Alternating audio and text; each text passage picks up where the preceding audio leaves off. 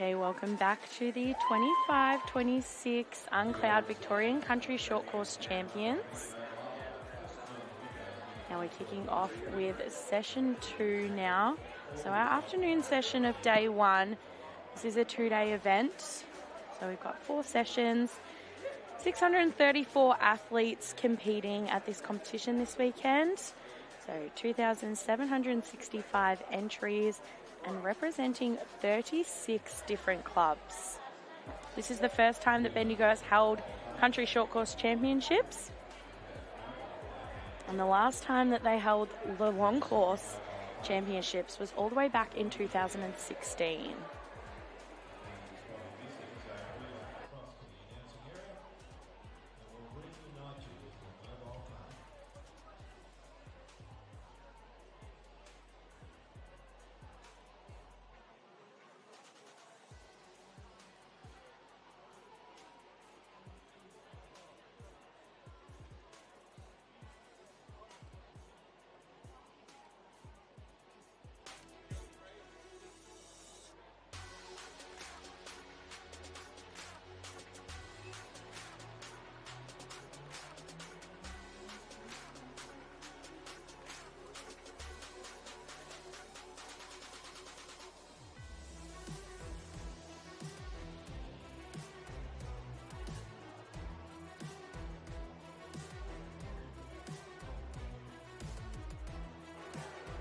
Now we are about to kick off with our event 25, our mixed 200 metre medley.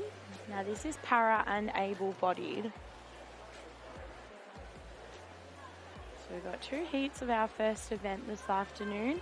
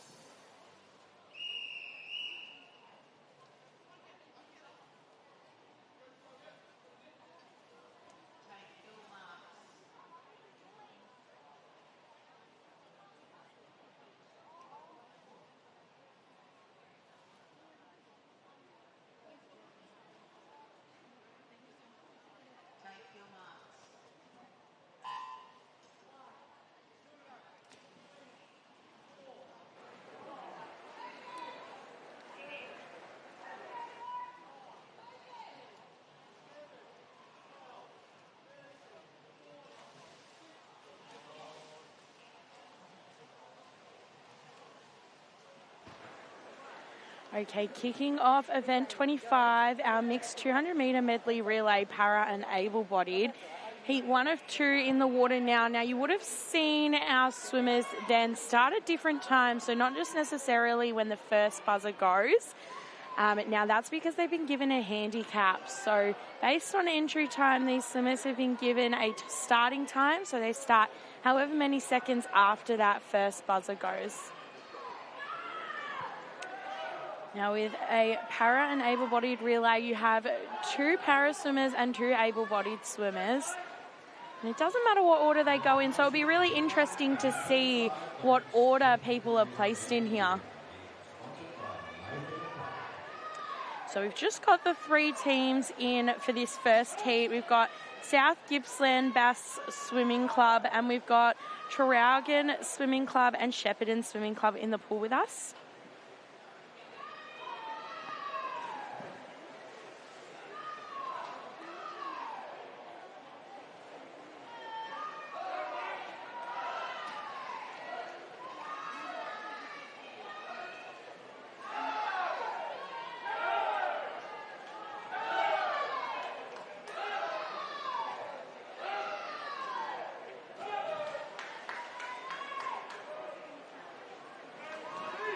Now our lane 3 swimming club, South Gippsland Bass Swimming Club, is off to a fantastic start here.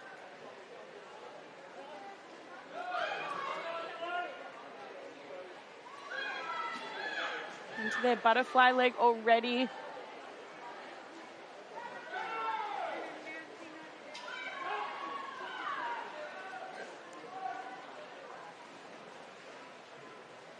And they're going to maintain that lead in lane 3 here. Into their freestyle leg. And it is a real fight for second here. In lane 4 and lane 5.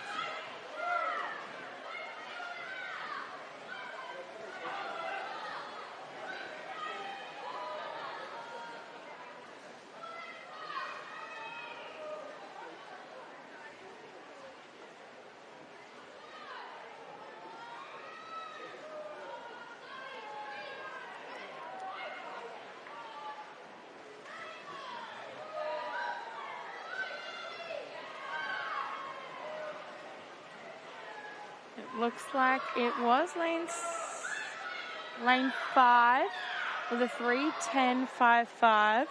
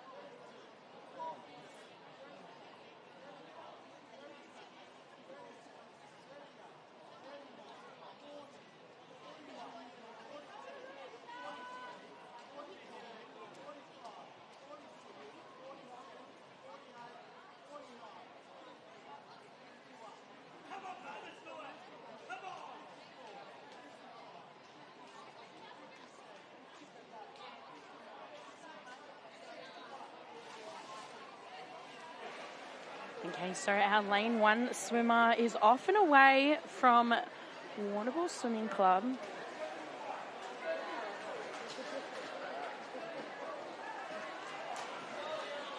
So like we said before, heat 2 of 2 underway now of our para and able-bodied relay, which means they did start with a handicap, so they were given a certain amount of seconds to go after that first buzzer.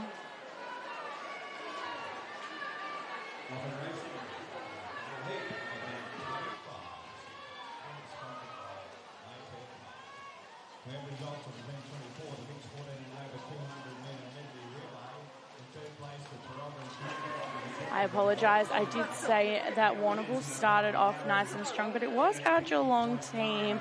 The relays have been reseeded in comparison to the program.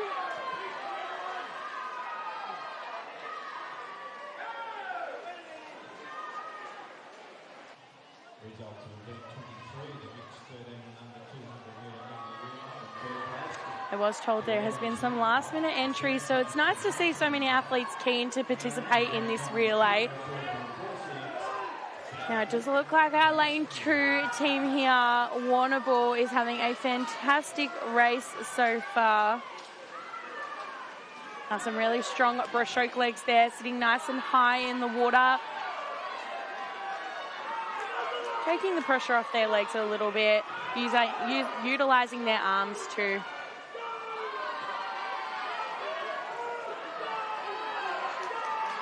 And it's very close now. We come down to the pull of this butterfly leg.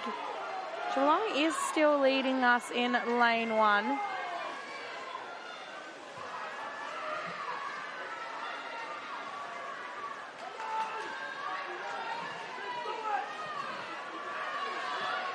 Now it's interesting to see where they place their swimmers in this race. So the para and the able-bodied swimmers can be put in whatever order the coach chooses. So it really is interesting to see how fast they go out and how quick they return in this race.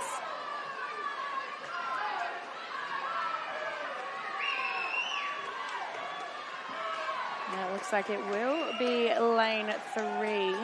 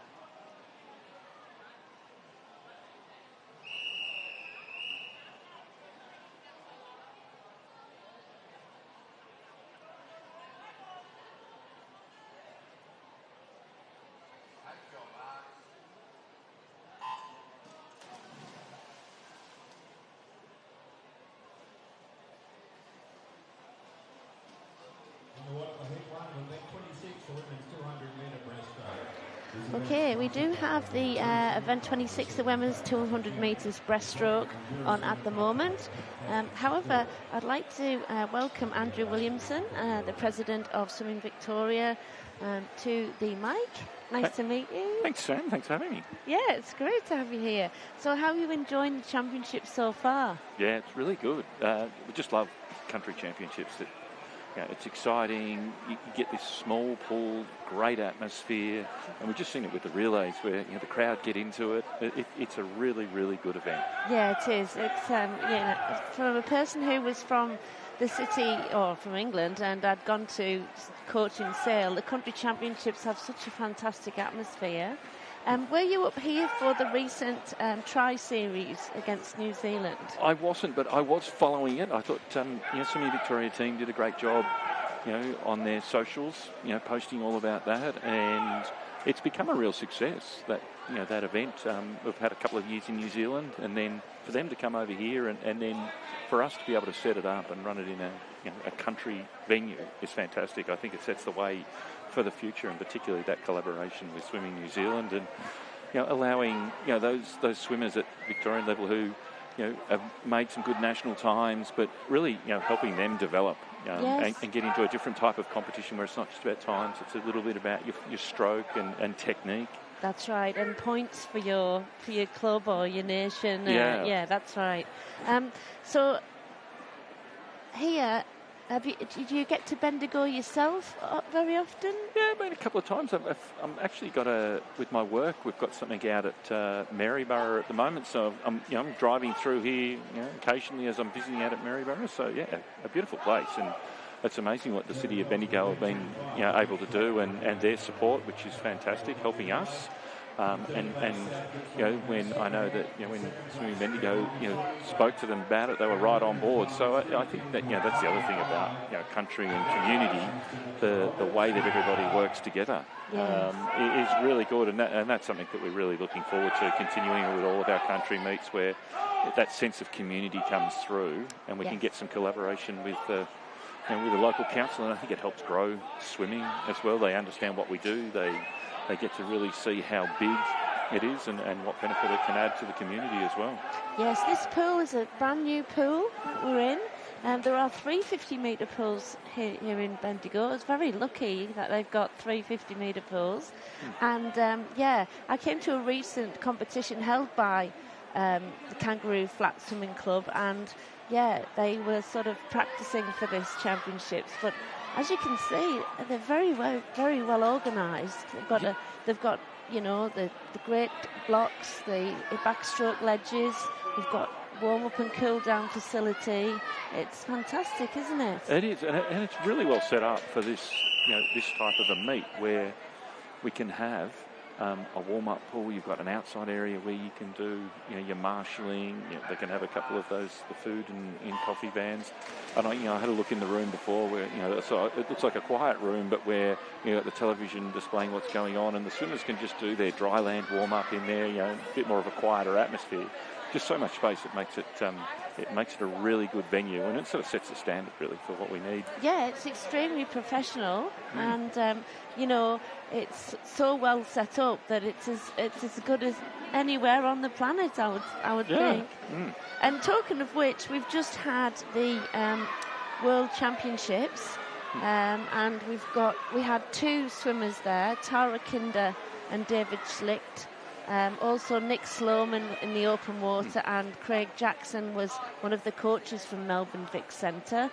You've had a lot to do with Melbourne Vic Centre, haven't you? And of course your son, Sam Williamson, who is world champion himself. How's he going? Yeah, he's recovering from a bit of an injury, which meant that he wasn't able to get up to Singapore. But there were some other Victorians up there, which is great, and I think it's showing the growth of the sport, and I know we've got Henry Allen off at World, local boy off at World, juniors, and I think it shows them the development, and it can come from anywhere, come from country. You've got Nick Sloman, who came from interstate, came down and has really got better since being here. Tara, who took some time off, has then come back to the sport. Got into a great program that Craig's running, and they're really grown from that.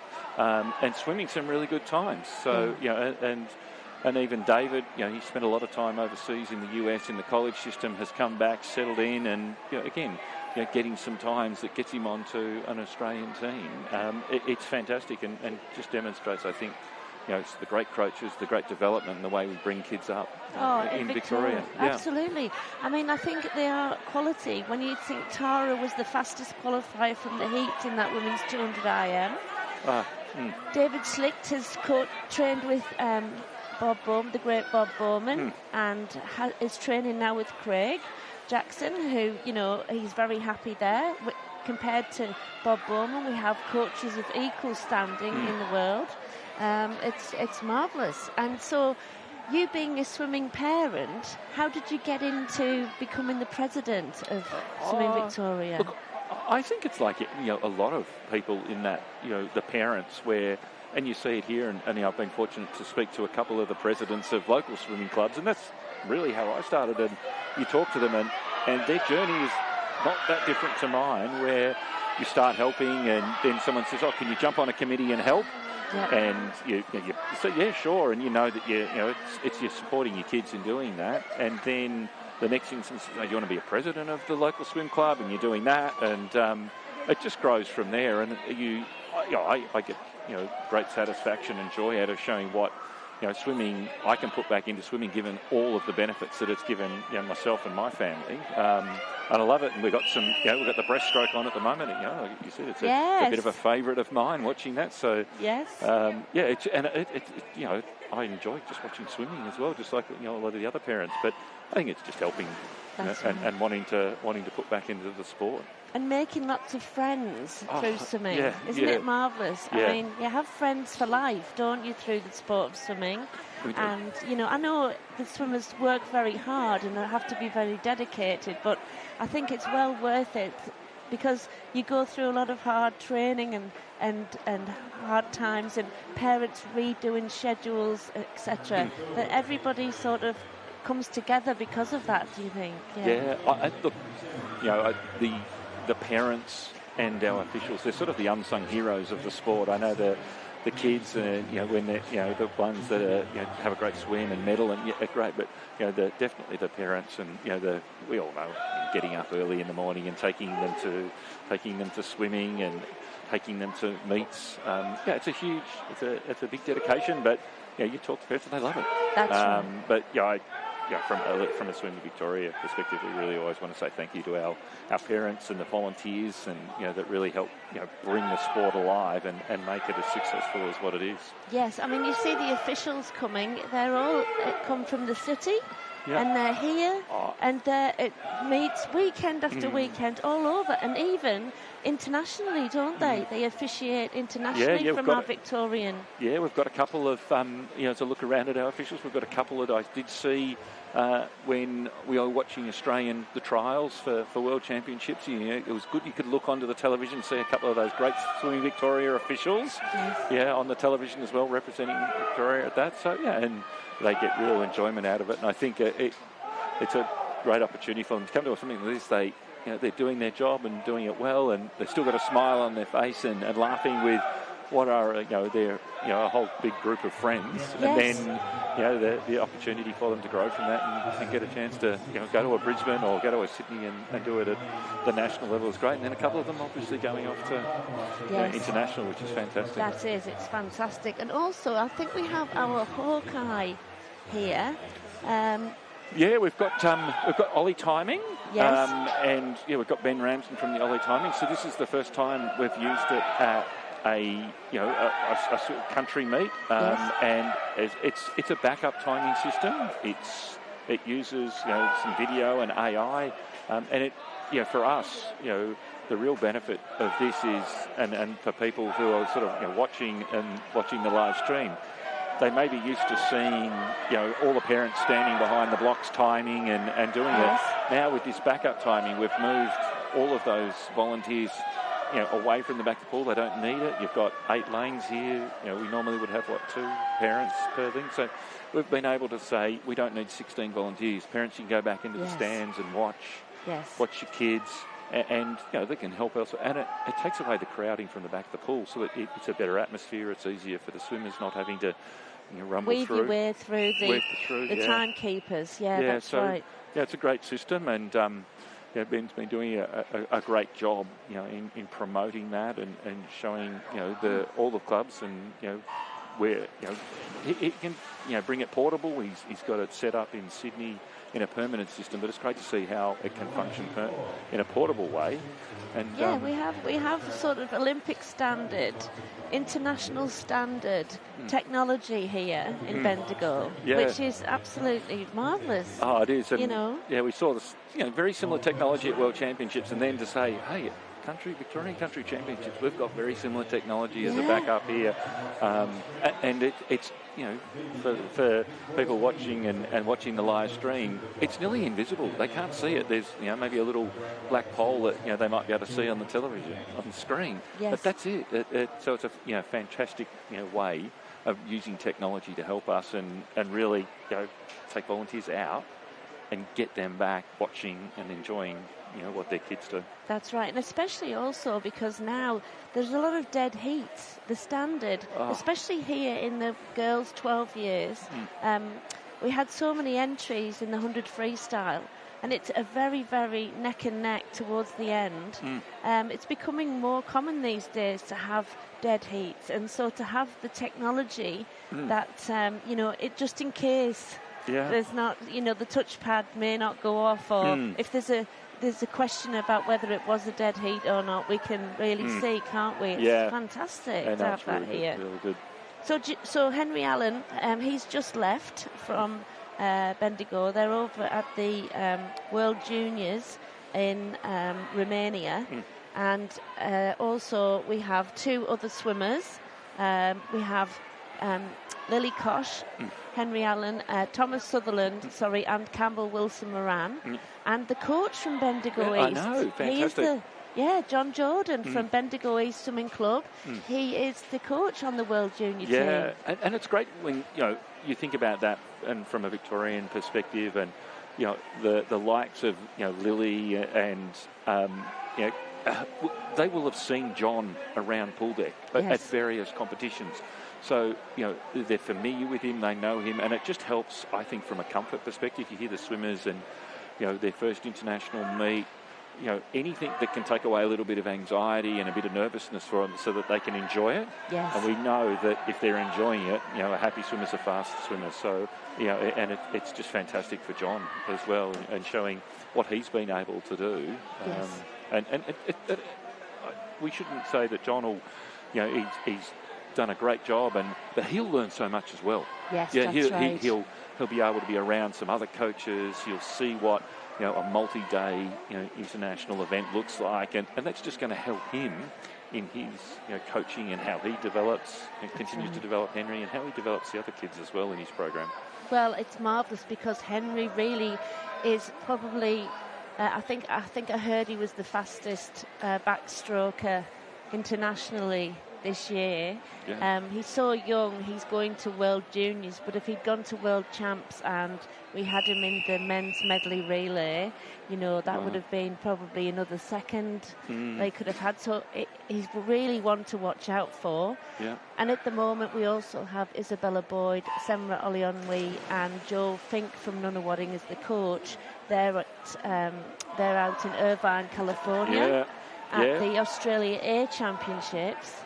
And then we've also had Ahmed Kelly and Cole Pierce at the Para World Championships. Yeah, the Para, that's about to kick off. I know. I think that group have been in their training camp and about to head into competition. So it's, you've just gone through. There's a lot of Victorians out on the international stage, which is just fantastic. And we did have more. We had some people go up to clubs in Queensland from Victoria. So actually on the World Championships team, we did have other swimmers that were from Victoria. Started in Victoria. That's right, We've had a lot. And country Victoria as well. Jenna Strosh, she was from Bendigo East, a main part of our medley relays and breaststroke in this country. Had Olympic medalist in the women's medley relay. So it's fantastic, and there's a lot to be said for the attention that you get in a country town. And the lack of distraction when you're a sports person. Yes. Yeah, it's sort of funny you talk about Jenna, and we're watching, the women's 200 breaststroke at a country meet. It is no doubt that this would have been an event that Jenna had swum once in her career. That's right. For Bendigo, and it's great that when kids can see that, because it means that from a dreaming perspective, they shouldn't put any limits on what if they want to enjoy it and dream to be on an Australian team, go for it. That's right. And because it shows that a Henry or a local people have done it. Yeah. And it's all about dedicating yourself. those people, those athletes are very dedicated athletes, but Yep. it's having that dream and just thinking, well, why not me? Right, absolutely. You know, and you've got the facilities here, you know, you've got the nation of Australia in swimming, which is, you know, paramount. We would nearly beat the Americans. For a population in this country, it was just fantastic to watch. Fantastic. I'm from Britain, obviously. We've got a lot of population, but we're not. We couldn't tell from your voice, no. No, that's right. You know, but yeah, it's great. So thank you very much. No, thank you. For coming to talk. No, that's all right. And, you know, I've been keeping an eye on the screen of this breaststroke, so I think this is one of the, towards the back end of the women's 200 breaststroke, the open, and so... yes, Claudia Coato, she's a young swimmer. They're in lane 3. She has a 2:40 entry time, so she was very happy with the time she did there. So she's actually one to look out for. South Gippsland Bass have been working very well with their breaststroke. They do a lot more of it than they used to, so they've got quite a few breaststrokers there. Dylan Muir doing a great job at that club. Absolutely. Well, thanks for having me, Sam. It's lovely. I'm going to go back and keep watching we're up to the men's breaststroke, so I'm going to... Yes, watch that intently, and we wish Sam all the best. Thank you very much. And what's your next endeavour? Oh, look, we've from a Swimming Victoria perspective, we've got some new working groups and committees that we've set up. We've got some great new volunteers helping us through that, which is fantastic. So we want to get them up and running and continue, and working on that and building some governance strength around Swimming Victoria, which is fantastic. Got obviously our annual general meeting coming up, in October. So, are you going for president again? Look, I'll leave that up to the other, the other board members to see whether they're comfortable with me continuing to support. I'm happy to continue supporting, and so if they're happy, then I'll, I'm happy to continue to support. So we've got that, and then we'll obviously the year will move quickly, and then suddenly we'll be at age championships in December again. That's right. Yeah, it's sprint championships first. They're in December. Well, we've got to get through our short course. So we've got Victorian short course, age championships, obviously. So we do. Yeah, I'm looking ahead, and then I keep bringing back that we've got lots of events. So we've got some great membership at the moment. People are back re-signing and rejoining, and joining their clubs and joining Swimming Victoria. I think we had a record membership last year, and we're seeing a great trend after this year. COVID, we thought, people won't come back. It's come back with an absolute resurgence. It has. Yes. And it's not just about for us, new members. It's the retention of members that's really important, and it shows that people are staying in the sport, they're enjoying it, and that's really important. We're seeing that, so that's fantastic. Very exciting for the future for Victorian swimming. It is. And thank you very much, because you obviously have a daytime job too, and you're president of Swimming Victoria. So thanks so much for all you do. No, thank you. And promoting swimming in Victoria. It's wonderful. Thank you, and thank you to Bendigo for having us. Yes, it's lovely. Thank you very much. Thank you, Sam. Bye. Bye.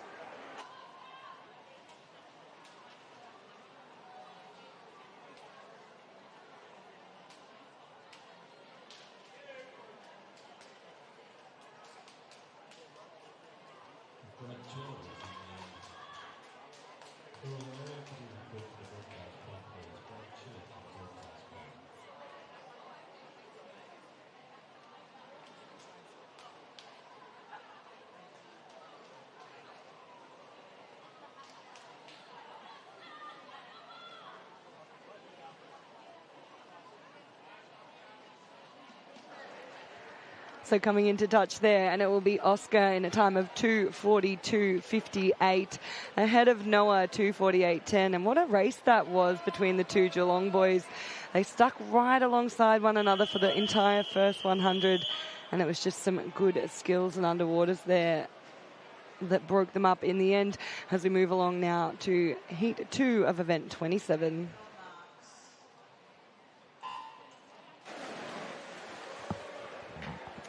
Okay, so Heat 2 of event 27 in the pool with us now. Now, there are 4 heats, so 4 timed finals of this event. Yeah, these open events as well, those mixed age groups, the men's 200-metre breaststroke. So we have our age races where athletes race against other swimmers of their own age bracket. We have those 11 and unders, the 12, 13-year-olds, 14, 15-year-olds, 16, 17-year-old combined. And then we have the open events as well as our 18 and over. Now a few different breaststroke techniques we're seeing here. Now you'll see across the 4 heats, some swimmers like to sit nice and high, really use those arms as well as their legs, and other swimmers opt to go a little bit lower in that breaststroke as well.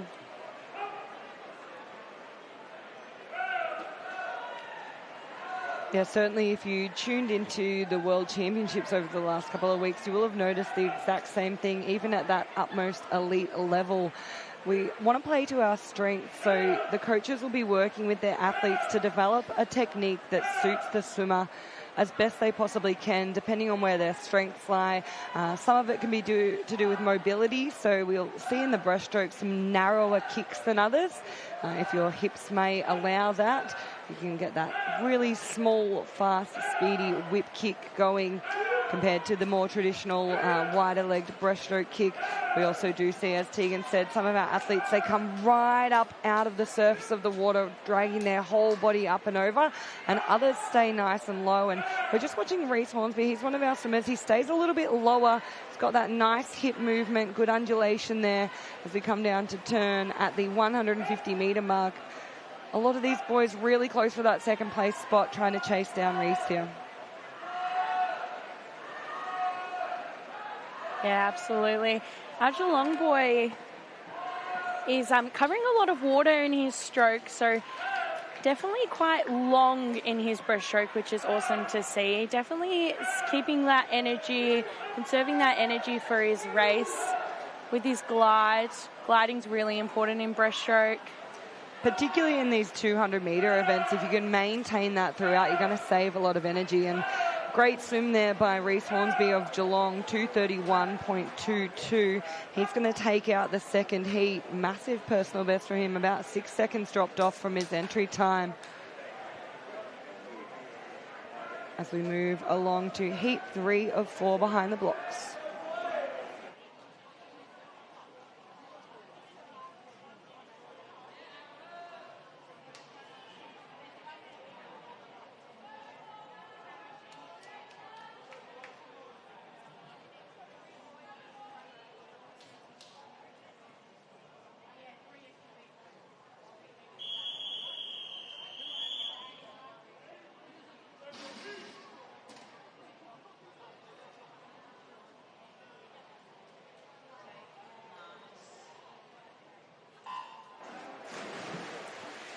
Heat 3 of 4 away and swimming. Now straight away you'll see these boys sitting really high in the water like we were talking about before. These boys have really opted for that high stroke. Let's see if they can maintain that though, because that is a huge amount of energy. So you often see athletes go out nice and high and then they'll drop off slowly as they lose their energy. So we'll see if these boys can hold that for the whole 200. So coming into turn at that first 50, and it's Zach who will lead us through in a 33.91 from South Gippsland Bass. And we've got 3 boys from the same club here. Obviously, they all like to push one another at training. It is good. We do tend to see teammates end up with very similar times because it's that person you're swimming alongside every day in the training pool.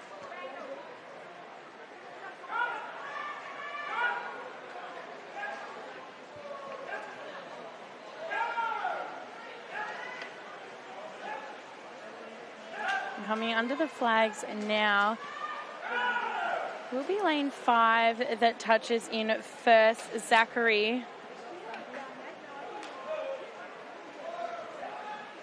So he'll lead us through to the next 50, but it really is anyone's race at the moment. Yeah, we're just starting to see out in lane 8, Brodie Cargill really pick up his pace. He does like those slightly longer events. He has that endurance. He's got quite a few swims across this weekend. I think he said to me earlier he was racing in about 10 events or more across the weekend, and good to see him with that ability to back up. as the boys come in now for that 150-metre turn. Zachary remains your leader, and Brody has pushed his way into second, and we'll just see Charles Gleason in lane 1 sitting in third. So very spread out in this field.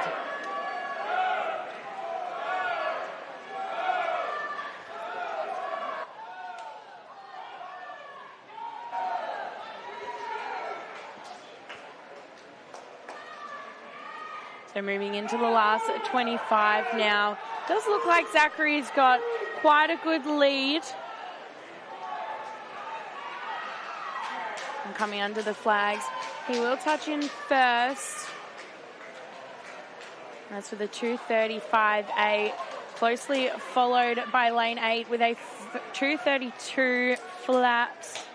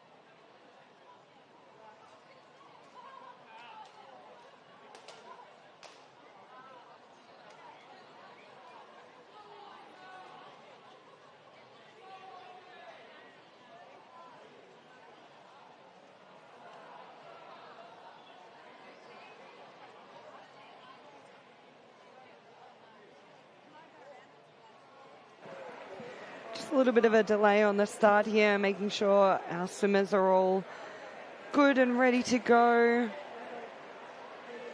as we prepare for our fourth and final heat.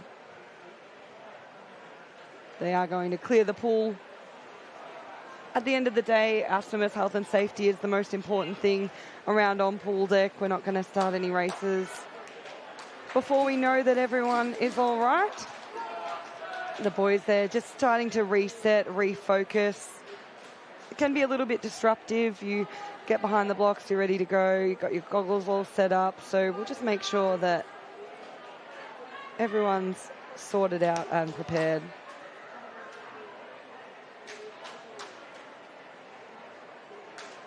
Our final heat of the 200-metre breaststroke for our men here at the 2025 UNCLOUD Victorian Country Short Course Championships. And it's our biggest country short course competition that we've ever hosted, with 634 athletes competing across this 2-day meet from 36 clubs across regional Victoria. You will see around 2,765 splashes into the beautiful pool here at Guri.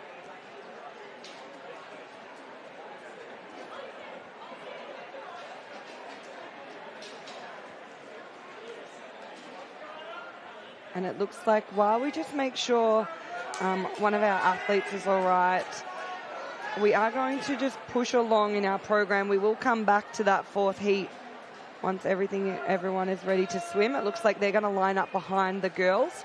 So I believe we're going to move along to event 28, heat 1 of the girls, 12-13-year-old 100-metre butterfly.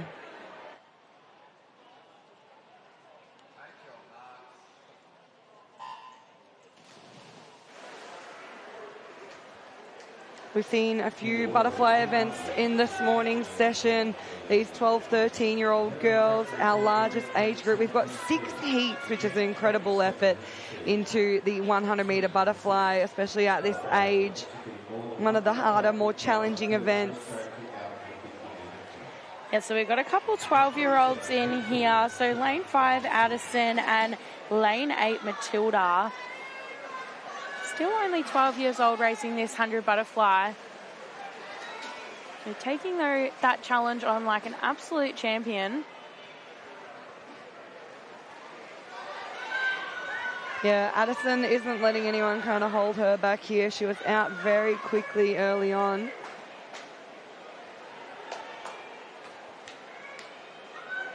And as we come down this third 25, there's not a lot separating our girls here. Turning in first will be Hannah Ragg in lane 3.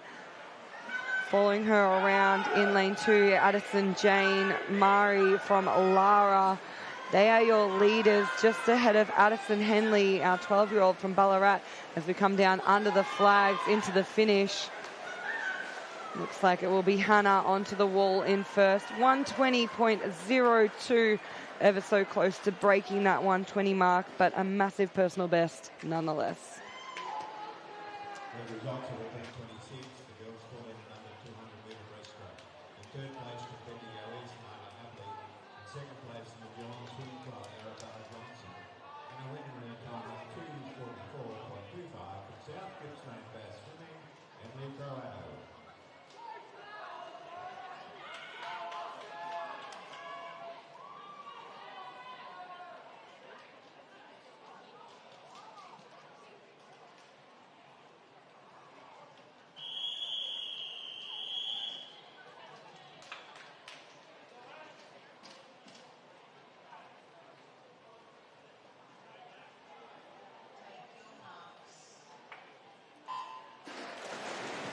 So shifting our focus back to event 27, our final heat, so heat 4 of 4 for the men's 200 metre breaststroke here.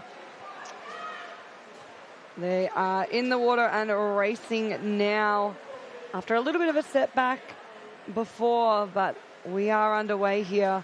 And on paper, Cameron Rakini, 2:12.38, looks to be the one to beat. Got that beautiful, nice, longer glide style of a stroke here. And he'll turn in first in a 31.26, just ahead of Brandon Wilson. We've seen Cameron race before this morning.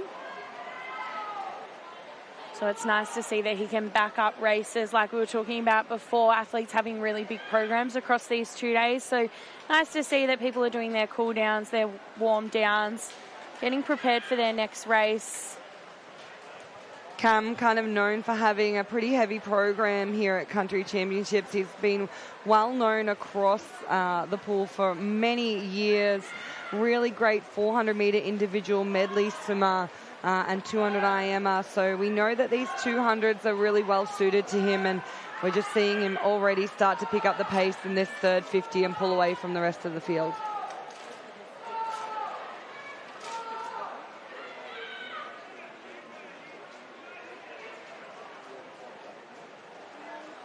So in lane 2 here, we have a 15-year-old Dax. So Dax is our youngest athlete in this final heat, being just 15 years old and qualifying with that entry time for a final heat is a really awesome effort. Yeah, Dax also swims for the Geelong Swimming Club, so I'm sure that Cam's someone he's looked up to across the years, and I imagine he'll be looking to try and beat his times from those previous years and compare himself a little bit. As we come down now under the flags, it will be Cameron Rakini in lane 4 to take away the win there, 2:15.08. A nice finish from the other side of the pool from Ash Nichols. He'll touch in second, and Brandon Wilson finishes off in third.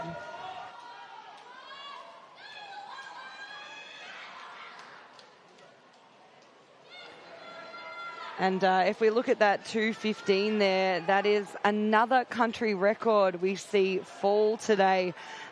We know this is quite a fast pool, and we're certainly seeing that across our events this morning and this afternoon. So great to see a fantastic swim from Cam there.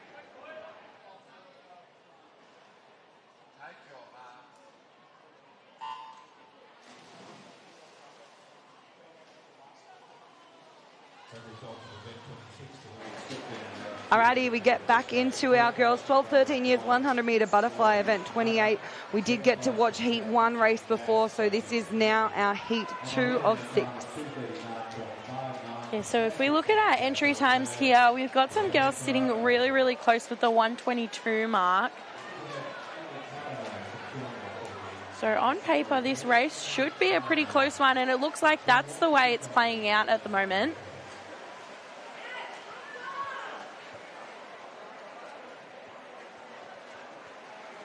So coming into that first turn, and there is absolutely not a lot between those top three girls in this heat.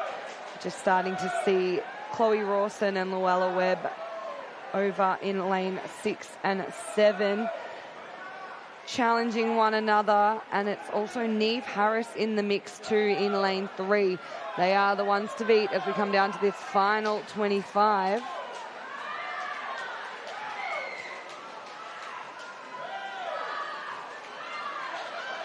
Just coming under the flags now.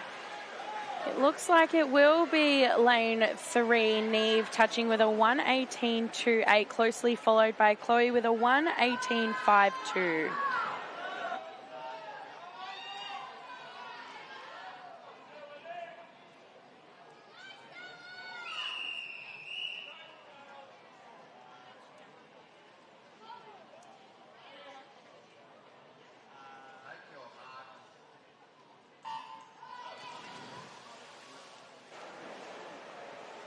Heat 3 of 6, away and racing. Now again, if we have a look at our entry times, some really close ones in there. We're seeing this as a common thing in our 100-metre fly heats. Teagues, you took the words right out of my mouth then. A lot of our entry times are so similar, and the way our heats are seeded, I should say, is that we have the top 8 swimmers in that 6th and final heat, and then we get a little bit slower as we come through to our earlier heats, meaning that we do see all these athletes sitting around that similar entry time. This heat in particular, nearly every single girl in the race sitting at a 1:18, so we're having some nice racing occurring. But what we are also noticing is some massive personal bests. Yeah, absolutely. It looks like our swimmer from Warragul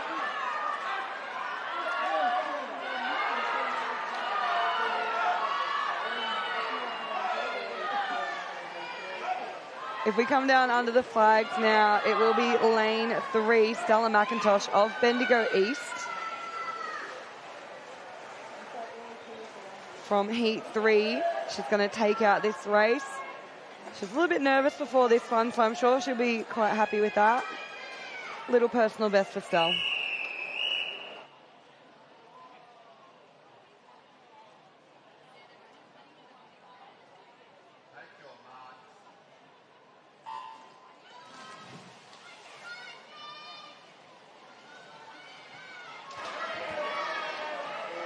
Heat 4 racing in the pool with us now.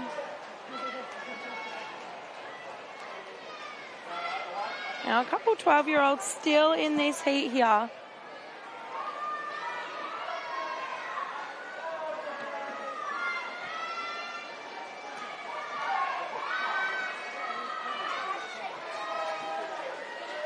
An incredible start from our outside lanes here. So lane 8 and lane 1. So Lauren in lane 1 and Sophia in lane 8.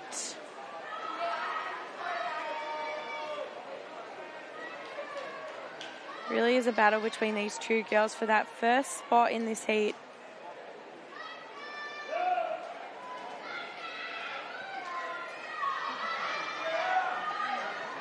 There is so much noise in the venue for this race, and I think a lot of it's to do with these outside lanes absolutely flying here.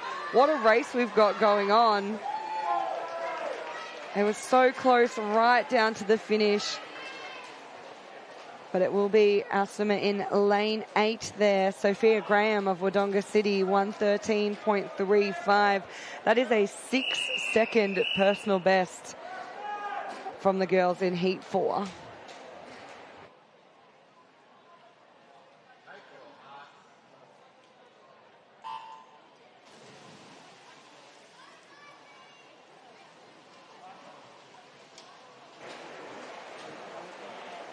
Approaching the end of this event, we've got heat 5 of 6 in the pool with us now, so we're getting that little bit faster with our entry times. Yeah, we've seen some pretty quick pace set early on now, though, with those 113s. On entry, that would place them into that sixth and final heat. So the girls are going to have to lift if they want to get one of those medals to come through to turn. It will be Astrid Buchanan leading us ahead of Cole Parker of Seymour.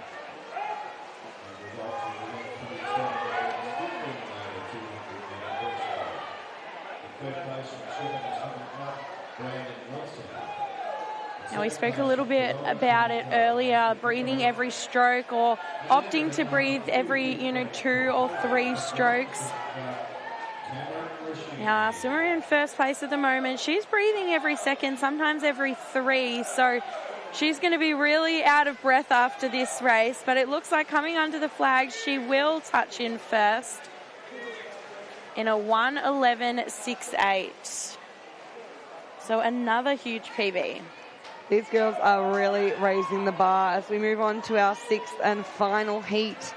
There's only 2 girls under that 1:11 mark, so we'll see what they can do here.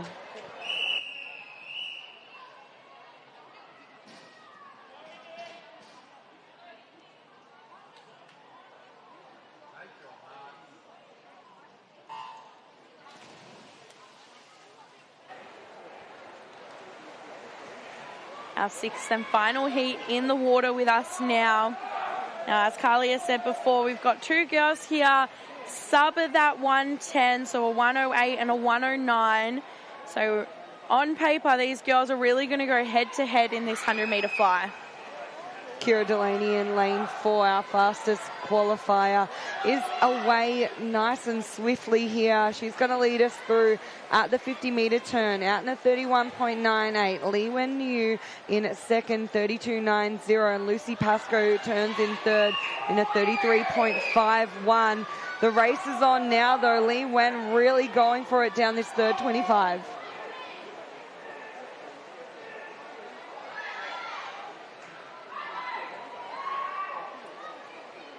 Both of our girls staying underwater past that flags, so really using that fastest part of their race. And it is a fight as we come down to the wall, but it looks like it will be our lane 5 swimmer from Geelong with a 108.70.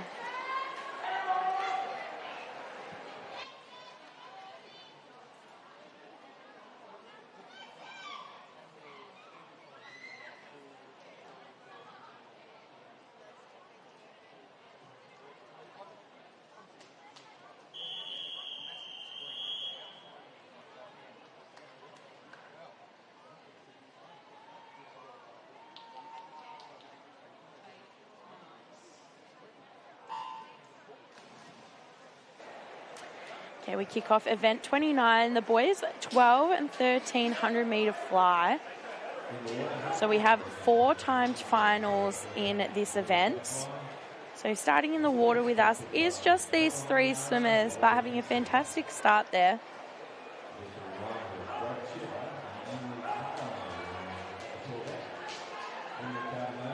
Yeah, Jasper Warner from Moe got away very, very quickly down that first 25, and he's maintained that lead as we come into the 50-metre turn.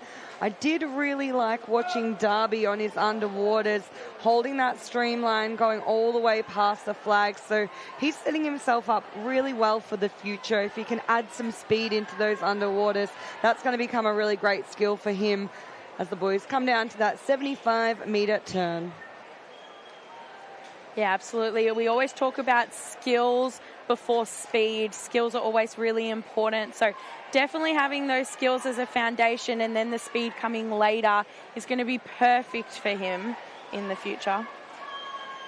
Yeah, I really love that word foundation, and that's kind of what we're trying to build through these younger athletes is a strong foundation. Swimming's almost kind of like building a house. You've got to set up those skills, set up your technique, and then you can add all the little embellishments on afterwards. But what a swim from Jasper Warner, 119.39. He's dropped 3 seconds off his entry time, and he will take out the first of 4 heats of the boys, 12-13 years, 100-metre butterfly.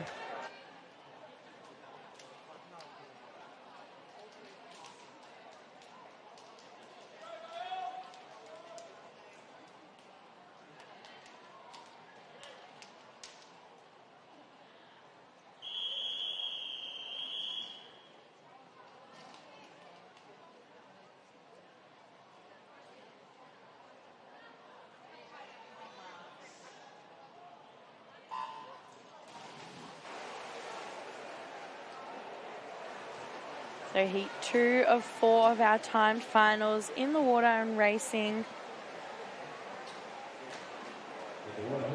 Away quickly, Harry Curl from Traralgon.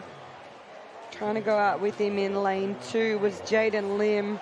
Both of those boys have raced previously this morning as well, and we're going to start to see that across this weekend. A lot of these athletes backing up event over event.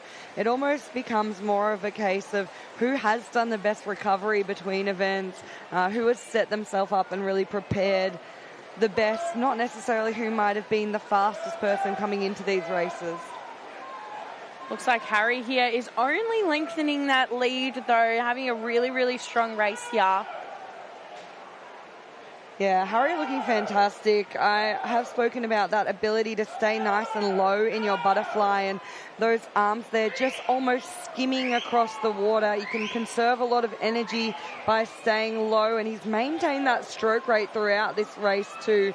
And that's a brilliant time from him. What a big drop. And personal best, his entry 118.02. He's just gone a 109.84.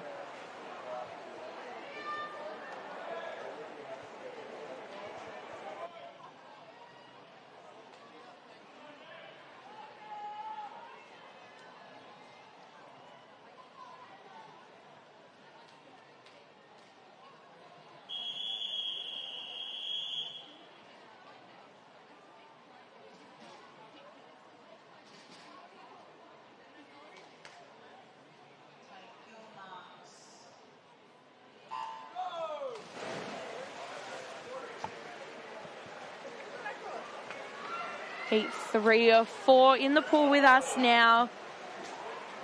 Now, as Carly has said, we had a 109.84 from Harry before, so Heat 3 and Heat 4 are going to have to really work at it here to make sure that they maintain that spot for that podium position. And once again, we're seeing the swimmer in lane 6 really go after this 100-metre butterfly.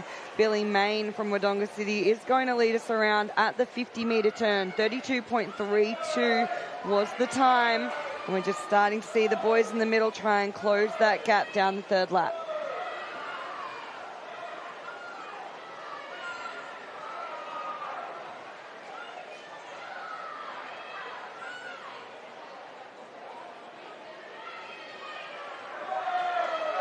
This last 25, it is really stroke for stroke between a couple of our boys here.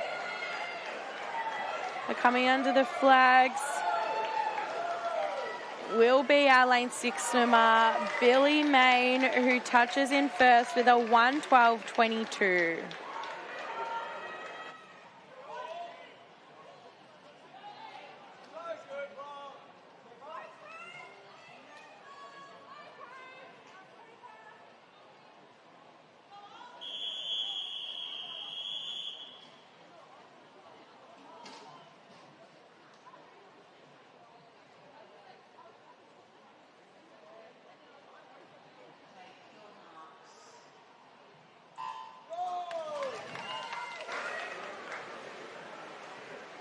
Away we go now with the fourth and final heat of our 12, 13-year-old boys 100-metre butterfly. And keep your eyes on the middle of the pool here. We've got a couple of these boys sitting around the 104, 106 mark. Can any of our outside lane athletes try and challenge them for a spot on the podium? Yeah, so Cooper Scott here with an entry time of a 104.81. So he is our fastest qualifier here with us this afternoon. Yeah, he's led us around in a 29.46, but not far behind him was Archie Smith. And starting to make a little bit of a push through the field now is Joseph in lane 5, the swimmer from Warragul. But it looks like that third 25 really did belong to Cooper Scott. Yeah, again, we're going back to those skills, those fast turns, those good underwaters. And it looks like he's only lengthened that lead, and he will touch in first. And that is Cooper with a 102.70.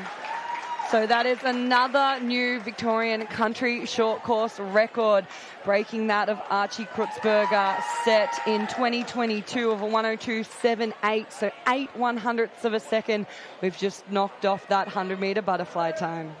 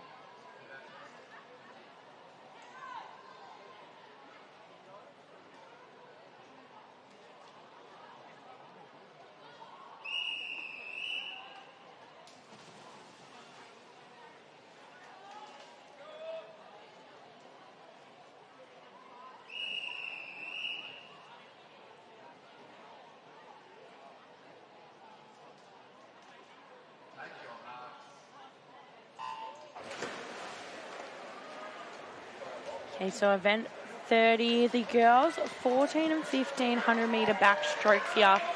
Now we've got 8 heats of this event with us today. So this is heat 1 of 8 in the pool with us. A massive showing in the girls 1500 metre backstroke. So good to have so many athletes achieving those qualifying times, which I know were tightened quite a bit since the final country short course we had last year. And lots of these athletes really stepping up to the challenge. And in particular, across the weekend so far, we've seen records just starting to really tumble, showcasing the depth of talent in our Victorian country athletes. I just had a bit of a sneak preview of what's to come in that 8th heat, and I think our fastest entry time is only about 1.5 seconds over that current country record, so we might even see another one get pushed along today. Yeah, athletes definitely rising to the occasion here. And Brinkert in lane 5 is no exception. But challenging her is that lane 6 swimmer. It will be lane 6, Miller, that touches in first with a 1:17.94, another huge PB.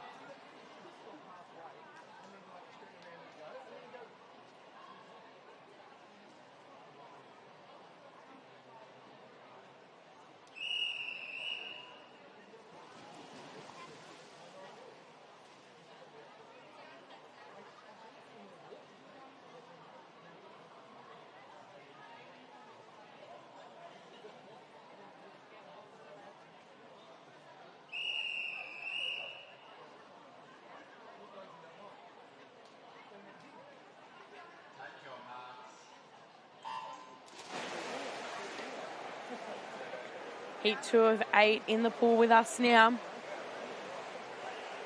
Now it's pretty even across this field at the moment.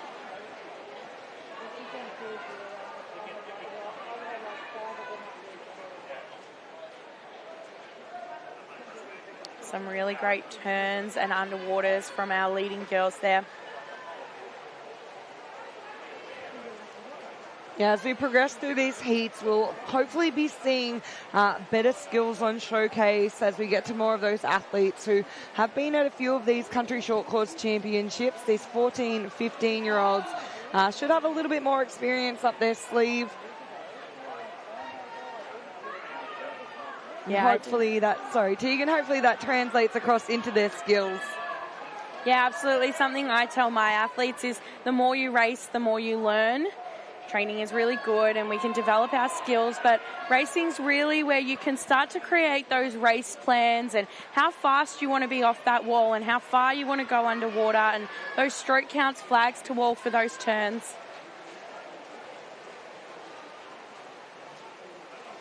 As the girls come down to touch there, and it will be our swimmer over in lane 6, Bianca Cropley from the Geelong Sharks, who gets her hand on the wall first from heat 2.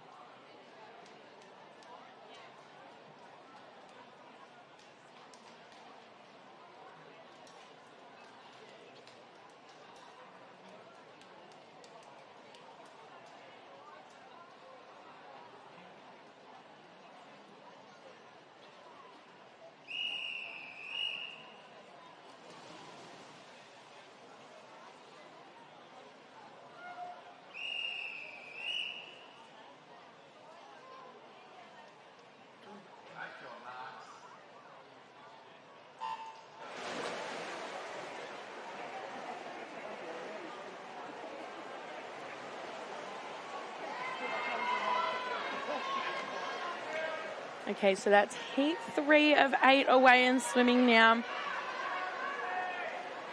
Now in our middle lanes here, we've got a couple of our Wangaratta Stingray Swimming Club girls.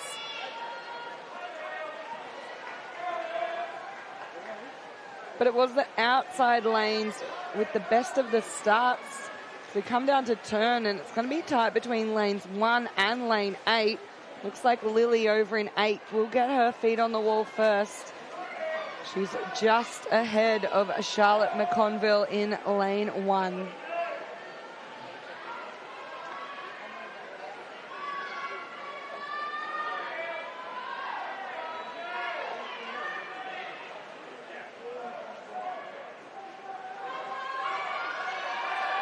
Down that third 25, and it was the battle of the yellow caps between Bendigo Hawks and Ballarat Gold, with Stella Snibson and Charlotte really trying to battle it out, but it looks like getting her hand onto the wall first will be Charlotte. The time there, 1:17. Just keep in mind, doesn't look like her touchpad's gone off, so Stella will finish in second, 1:17.65.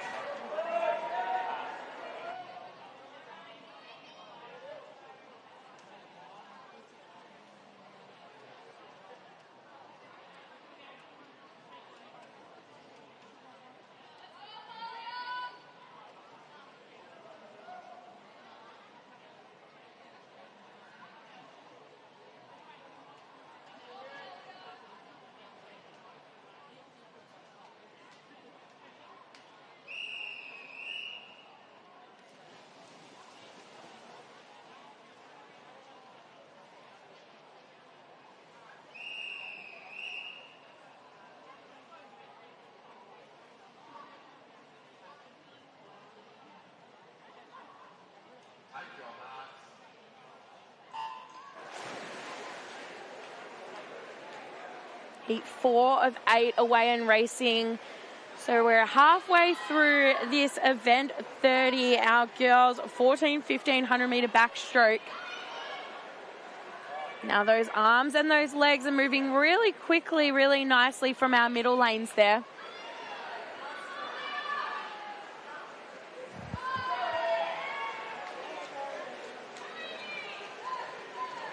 Now it looks like coming under the flags now, it will be our lane 4 Sumar that touches in first with a 35.83. And once again, the outside lanes, they're still right up there in the mix here. So lane 1 turned in second with Alice Walsh from Surf Coast. She's trying to hold on as we see lane 7 starting to make her way through now as well, Olivia Clark.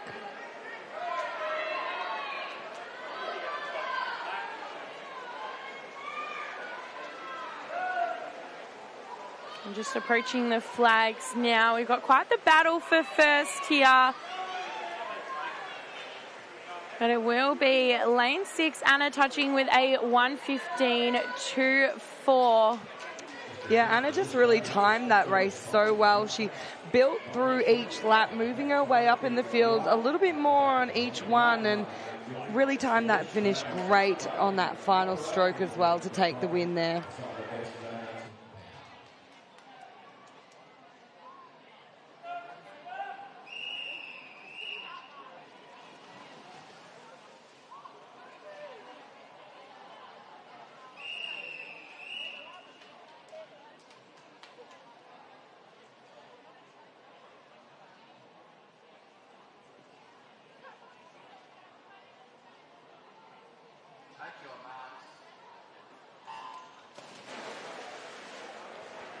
Away we go now in the water with heat 5 of our 8 of the 15-year girls, 100 metre backstroke, and we're starting to see those times speed up a little bit with all of these entrants in heat 5 around that 1:16 mark.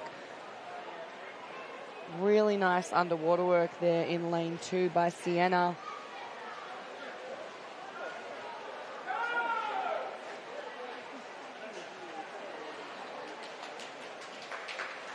Coming under the flags now, it will be lane 6 that turns in first. So Holly Watson is the one to watch in this last 50. Yeah, Holly putting together a really nice third 25 here. I'm liking how still her head is staying. That's certainly something we look for. We don't want our athletes bouncing around too much, keeping that good position in the water. But it was a great turn there by Taryn in lane 4. She's come right up alongside Holly, and she's using that momentum down this final 25 to edge her way in front. Looks like she is going to get on the wall first. So it will be Taryn from Geelong, 1:13.59, who takes out heat 5.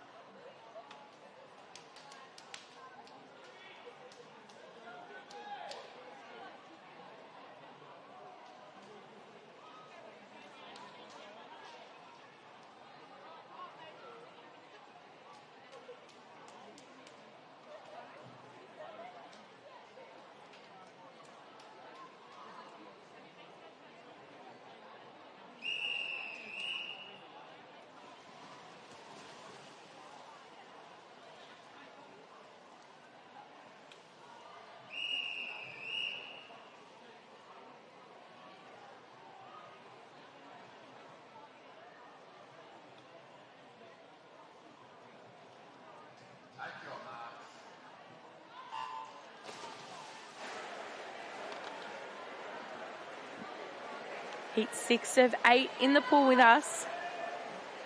And we are approaching the end of our event 30, 100-metre backstroke for these girls. So we're getting a little bit faster with those entry times. A couple of the girls in at a 1:14 here as their entry times. Again, really nothing separating them on paper at the moment. So them coming in nice and close at this 50-metre mark is no surprise. Yeah, there's really not a lot separating the girls. It will be Keziah who turns just out in front in lane 5. Good little challenge occurring in lanes 1 and 2 between Charlotte and Emily. They were out nicely as well early on. Hoping to separate the field a little bit on this lap. It will still be Keziah Wolf turning in first. Looks like Emily McMillan sitting in second. But those centre lanes 3 and 4 starting to push their way up alongside as well. It's really still anyone's swim here with only 5 metres left to go. Looks like after that good turn, our lane 5, Mackenzie will touch with a 1:12.44. Not too far behind her, though, will be our lane 2 swimmer with a 1:13.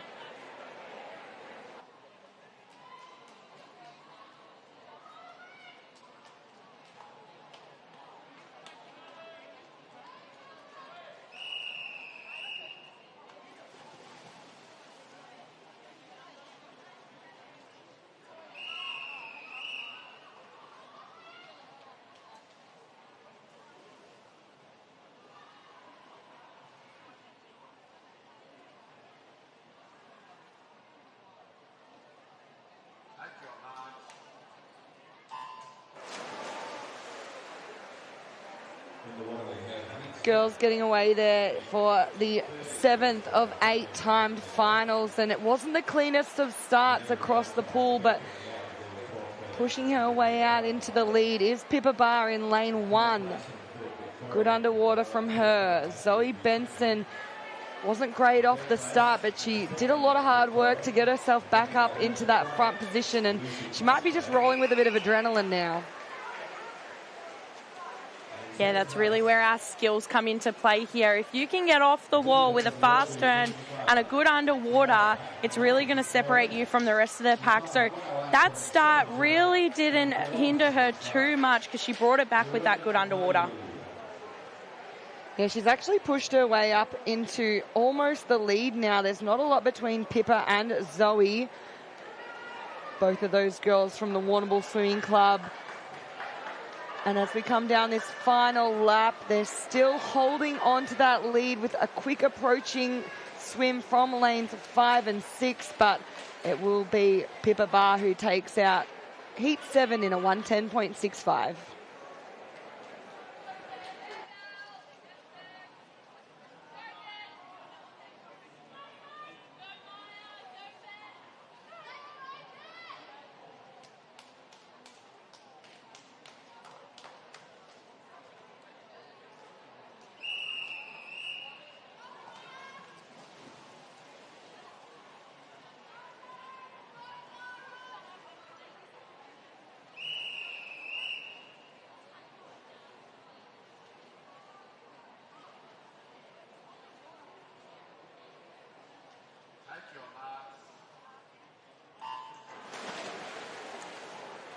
Heat 8 of 8, so our final heat away and racing now. So a couple of these girls' entry times sub that 1:10 mark. So our fastest qualifier in with a 1:05.24 here. Yeah, Tana Buchanan swimming out of lane 4, and we've seen her do some really fast times earlier today. Maya Roberts in lane 5 from South Gippsland Bass, though, really pushing her through in this first 50. And it's Zara Reynolds who'll turn in 3rd at the halfway point. These girls are not slowing down. That stroke rate is nice and high. Those legs are working hard. As we move into this last 25, it really is a battle for first between these two girls. Yeah, they're side by side and almost stroke for stroke. Maya just increasing that stroke rate now with 10 metres left to swim. She's pulling away under the flags, and it looks like lane 5. Maya Roberts from South Gippsland Bass is going to take that one out in a 1:03.94.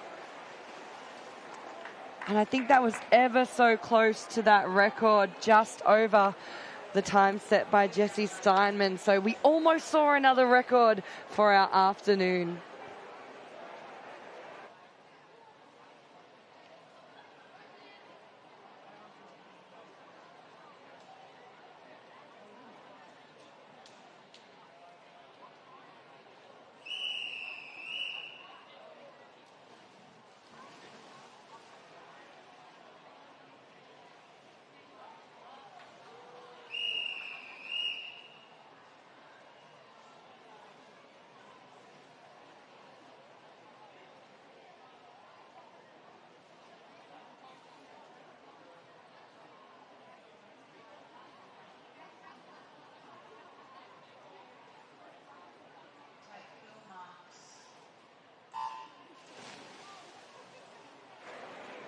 And we're kicking off event 31, the boys 14 and 50 100-metre backstroke. Now we've got 5 timed finals in this event. So we're kicking off heat 1 here. Now a couple of 14-year-olds, couple of 15-year-olds in here. That's right, to go from 1:13.61, that's Cormac Flynn in lane 4 entry time, to 1:14.79 James Z of Nia 2 Bay Swan Hill, and he's in lane 2. But it looks like the middle lane, so both Cormac Flynn and Daniel Wilkie of Geelong Swimming Club. Yeah, so Daniel turned in first there.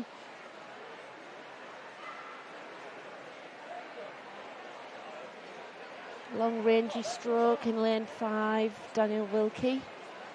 Looks like he's got long arms. Now coming down under the flags now. It looks like it will be Daniel that touches him first. Woo, what a PB, 1:08.58 from a 1:13. That's another 5-second PB. This is becoming quite the thing, isn't it? The 5-second personal best. Absolutely, it's good to see. Yes.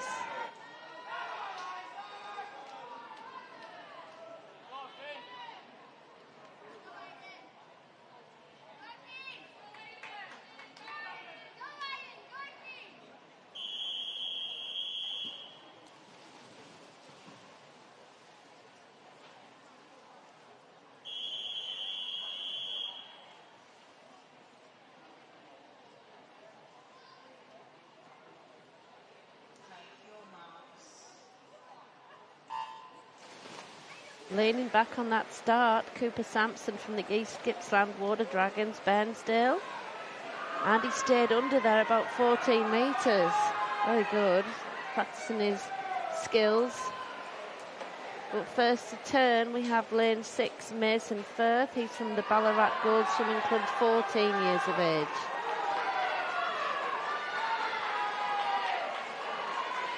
It's quite the blanket here. Lane 3, we have Aidan Smythe from the South Gippsland Bass Swimming Club. It will be Aidan that touches him first there with a 33.15. It's looking really good now for a personal best in this event. Yeah, 33. He's got a 1:11 as a PB, so yeah, that's pretty quick, 33 point. Yeah, he looks like he is stretching out and increasing that lead down this last 25. Although over in lane 6, Mason Firth will be second, yes. So 108.48 for Aidan. Second Mason, 109.98.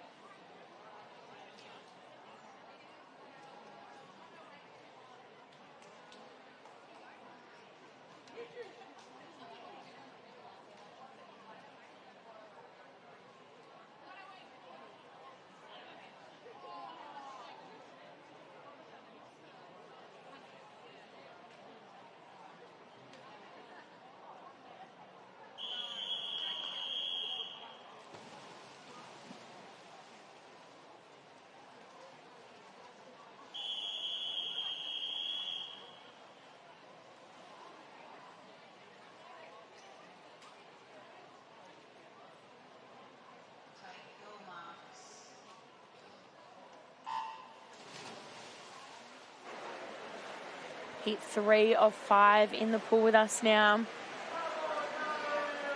Yeah, it looked like Thomas Pendergast had a great lane back on his start, but we're looking at lane 6, Tavern Luck.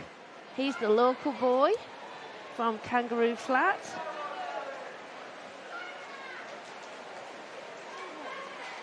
Good name, Tavern Luck.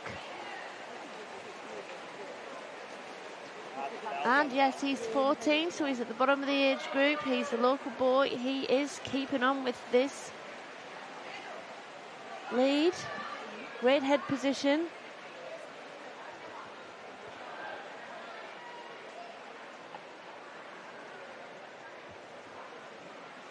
And now Geelong boy having one of the better turns there. Yes, he is. He's up against that lane rope, but he's really like streaked ahead in that third 25, the third quarter. Yeah, and he will touch in first. So that is Noah in lane 2 with a 106.95. Yeah, and Tavern Luck, the local lad, 107. So they've had another 3 seconds carved off their PBs there.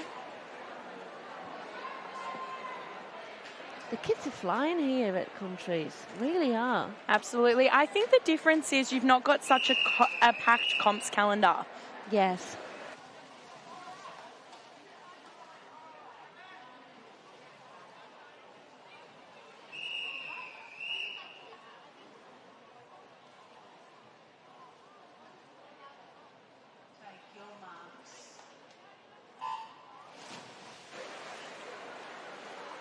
So we were just chatting about how we've seen so many personal bests at this competition on day one. And I really think it is because our comps calendar is way less packed in a country competition than it is when we're racing at Metros in Melbourne. So I think these guys have had quite a bit of a break and they've come back, and maybe their times might be their entry times from last season. And it's true, you have to have that good block of training in before you start your competition. It's no good getting straight back into it. You know, they're kids, they're growing, they need a break, and you do need that block of work in to, you know, work on the skills, and you can see that they are really doing well on their skills here today. We're out in front, the Warrnambool swimmer, Oscar Voigt. Yeah, so Oscar's led us from start to finish here in lane 4. And he will touch with about a body length and a half in front with a 103.88. A fantastic time, another huge PB.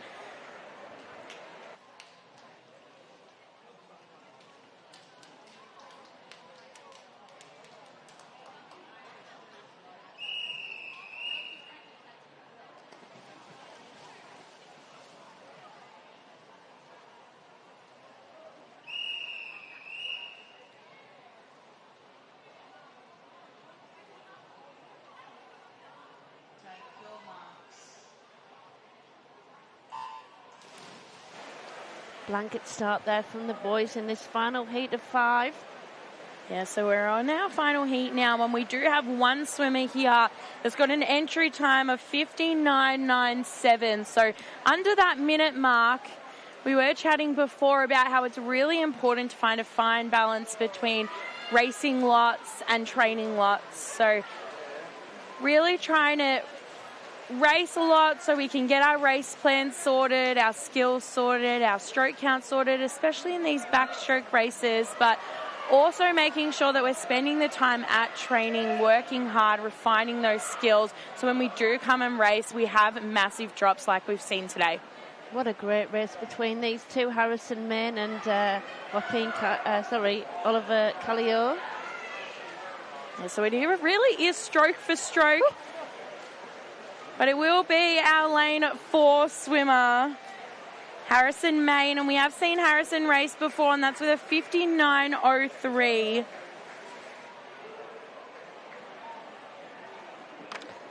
Oliver Callio getting under that elusive 60-second barrier there. Good lad.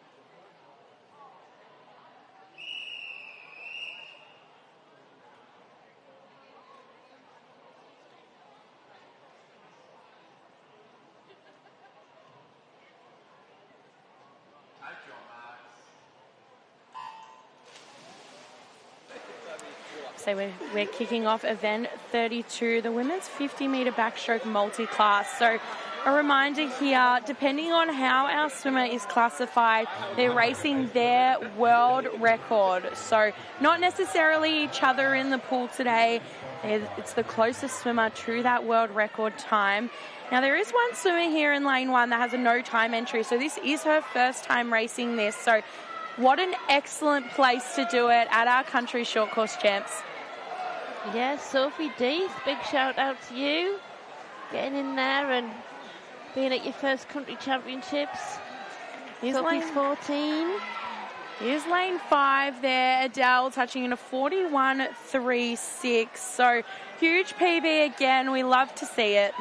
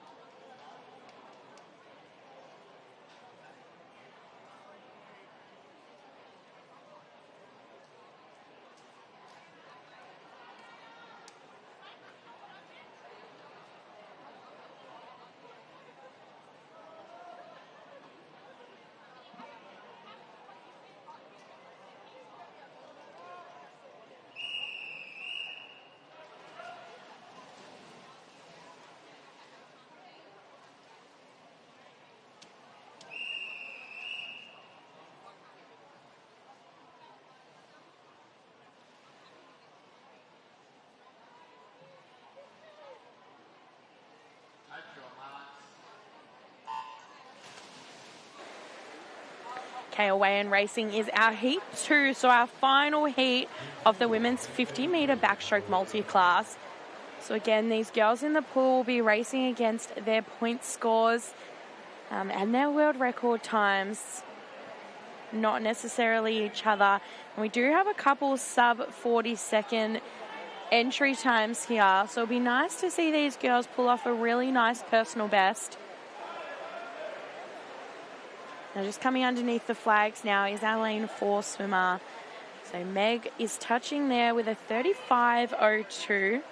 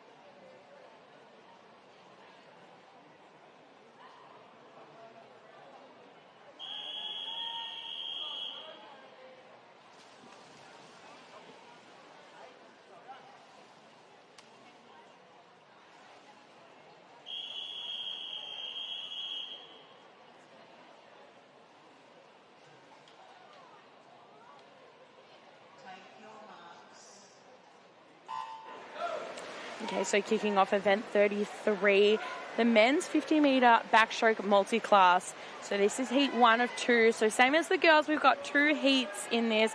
Timed finals, so it will be whoever's closest to that world record time for their classification. Yeah, that's right. Usually at top meets you get the point score coming up. So really we don't get them until the medal ceremonies, etc. So it's quite hard to work out for anyone. So when it's all done by computer and closest to the world record, etc., it makes life a bit easier for people like us in the commentary box. Lane 5 here, though, off Oliver. Did touch in first there with a 48.99. Close in lanes 3 and 4. It's pretty good from Blake Warren and Samuel Turner. Yeah, so Oliver there, who touched in first, had over a 2-second PB there. Well done, Oliver.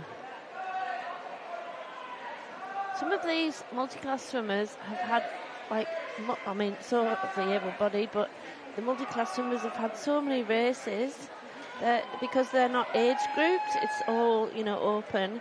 It's, one after the other, one after the other, one after the other. It's very tiring for them.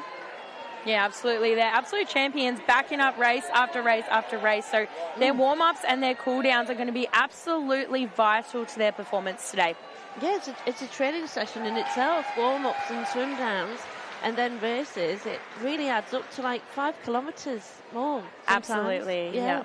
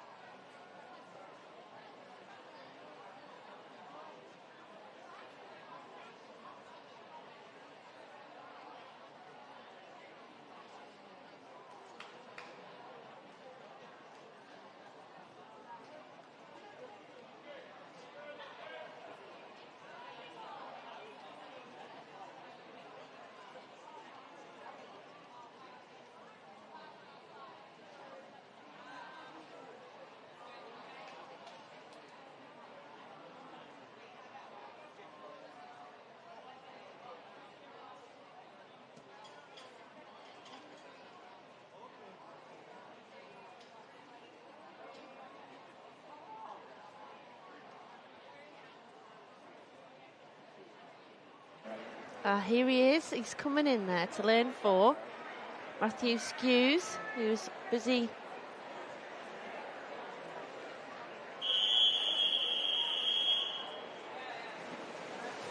Yeah, having to enter the water feet first when they get that first whistle, everyone.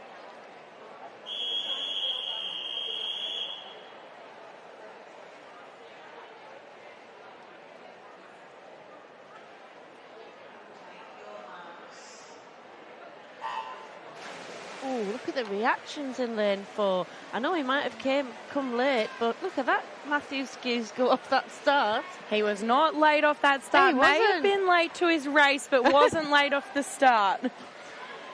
So heat 2 in the pool with us now. So huge age range here. We've got 12-year-olds, all the way through till 33 years of age. So again, these open events, you can see a massive age gap between some swimmers, but it really is a head-to-head battle here between lane 6 and lane 5.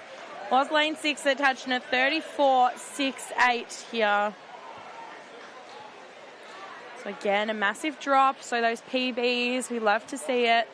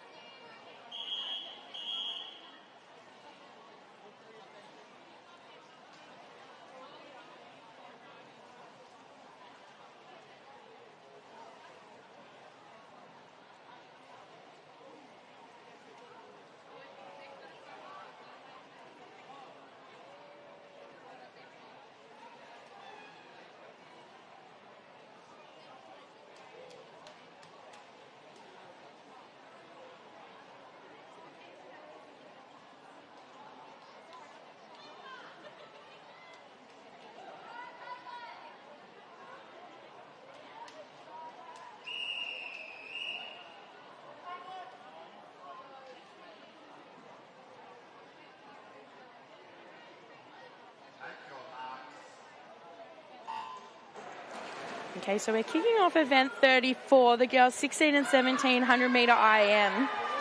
So just our 3 swimmers in this first heat, but there is 5 timed finals in this event. That's right, and they're getting less as the age groups go up, really. But it's great to see that there's so many young swimmers, but still 5 timed finals in this 100 IM. And really going for it is Caitlin Greed on that backstroke. Yeah, so Caitlin there has a significant lead here, but their entry times aren't too dissimilar. So we've got 1:19s across the board with these entry times here. So it'll be really interesting to see who can pull it together in this breaststroke and this freestyle leg. Yeah, that's right. She's still looking really strong. I've got to say that overwater recovery there of her arms is really precise. She'll feel good now, looking behind. Come on, girl. Hold on. That stroke rate is really high, and she's using those legs. She comes under the flag. She will touch in first for this first heat. And that will be in a 1:16.51. So a huge PB there. And then both of our girls coming in after, sitting at their entry times.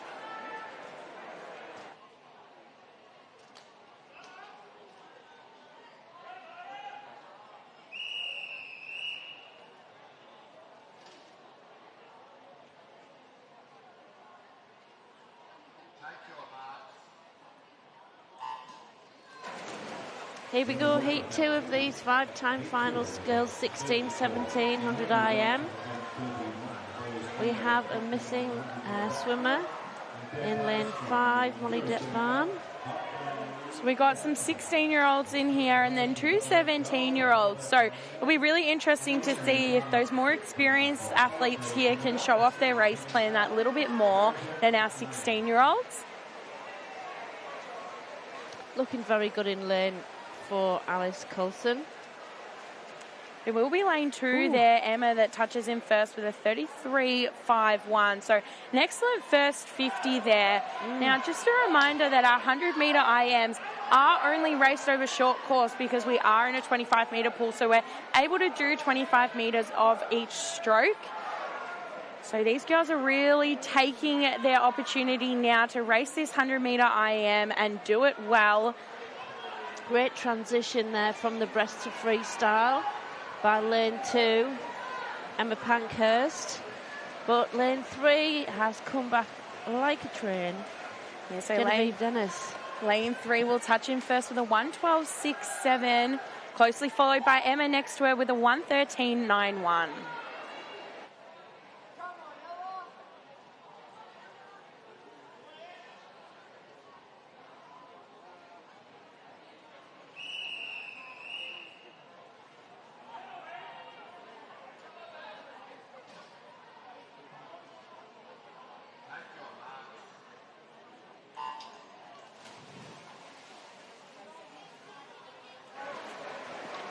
Heat 3 of 5 away and swimming now.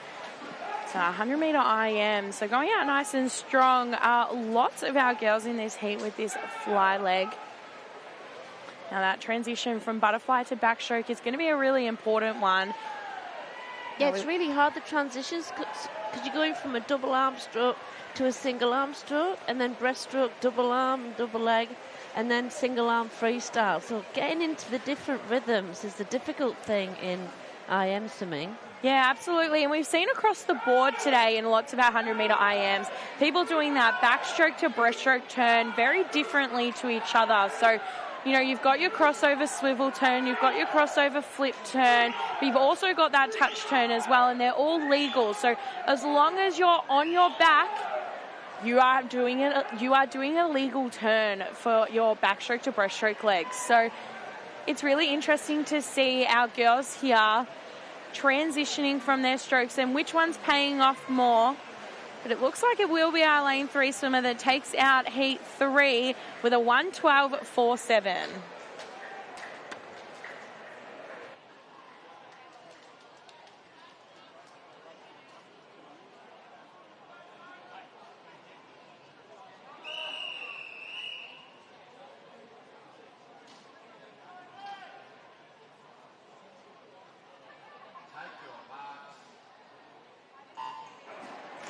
Heat 4.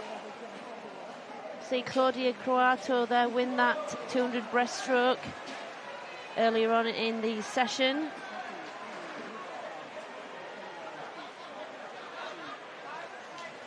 Could be anybody's. Lane 2's looking very good though. Isabel Colborne from the Ballarat Swimming Club.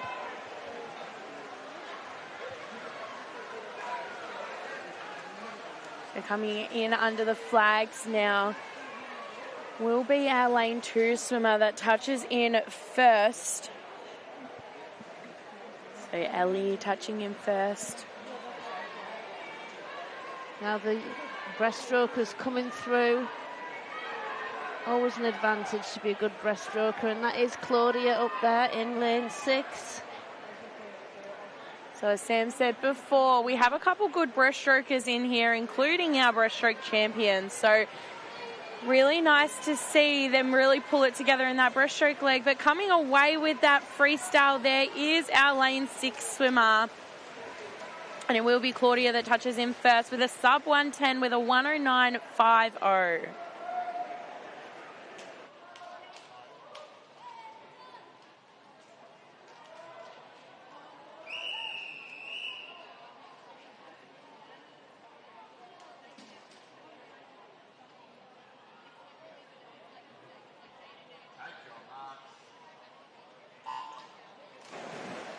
So our 5th and final heat away in swimming.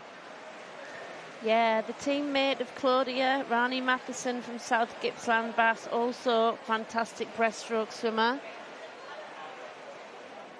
But we've got quite a stacked field. Sarah Provley, Brooke Briscoe, they're both from the Geelong Swimming Club. Ava Candy, Ballarat Swimming Club. So national swimmers. Rani here with our fastest entry time with a 1:05.67. So we have seen some huge personal bests today. So hopefully she can pull it out too to maintain that podium position. Now that breaststroke, she is not dropping off. She is all guns blazing into that freestyle with a fast turn. Great transition there. Awesome breakout. We talk about our swimmers being delayed in their breakout sometimes. There was no delay in that at all. And as she comes down to the flags, it is a clear win for her in lane 4 with a 105.90.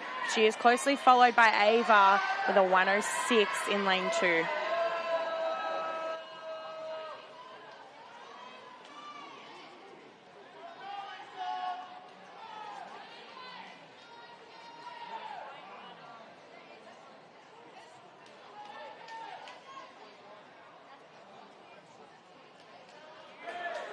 And Rani Madison there beating that country's record time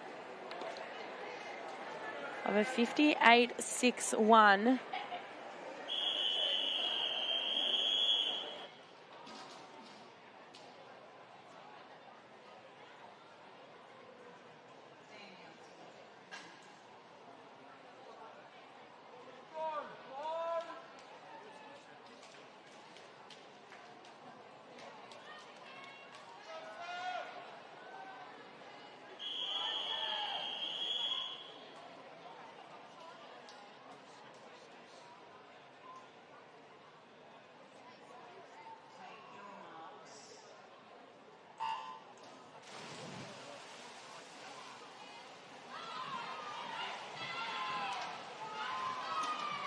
Okay, here we go for heat 1 of the guys, the 1700 IM. We've got Lockie Bellion in here. He is one of our multi-class stars that's going to the Veritas Games in Thailand soon.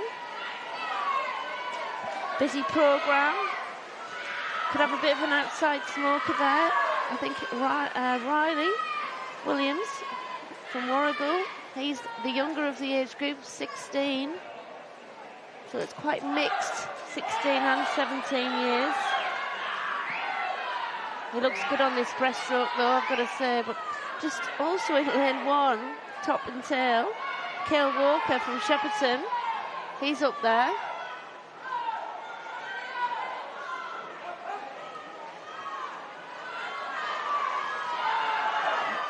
Got to say, Riley Williams' freestyle looks like he's not going to lose this lead. Lane 4 coming in hard as well. Noah Harding from Geelong in a 108.69, followed by Angus Sharp.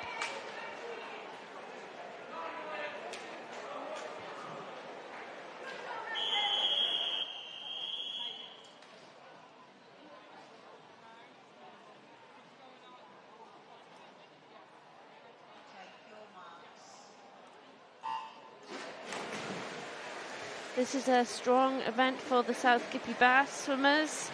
Got another 2 in here. Jared Tadgell in lane 4 is the fastest qualifier.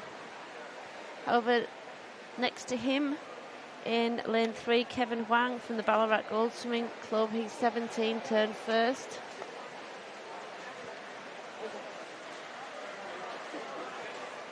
Kevin looking great on that backstroke leg. Chooses to do the, well, I call it the swish turn, but it's the bucket turn.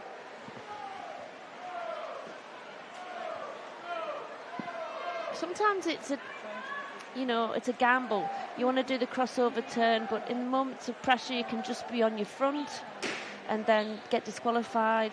So is it, you think you can get the gold without having to do that sometimes. Wow, these boys are bringing it home in this freestyle leg. It looks like it will be lane 3. Kevin with a 104.34. So definitely showing that more experienced athletes, those race skills. Yeah, Kev took 5 seconds off there. So we're back to the 5-second PBs. We were thinking, hold on a minute. This morning it was like 5 seconds, 5 seconds. Went back to 3 and now we're back to 5 again.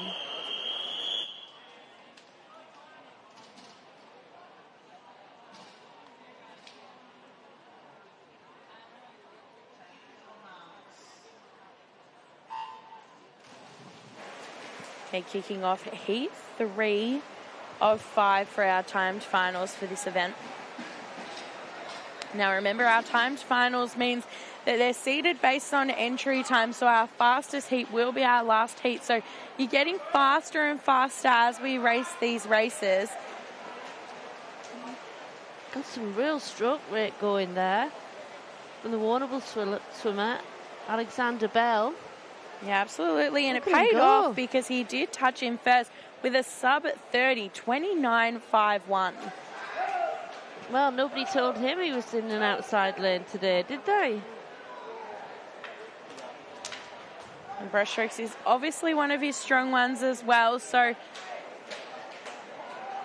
Oof. Even touch there by the Warrnambool boys. Yeah, really going to push each other off that last 25. Yeah, Charles Gleeson, but here we go in lane 3, Kai Maloney. Well done.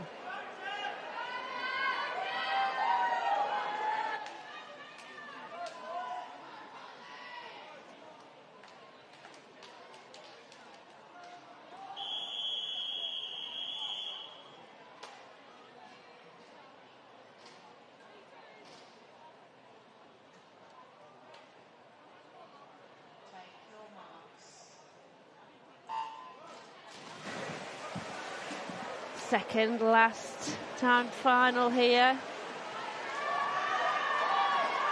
It's anyone's up this fly.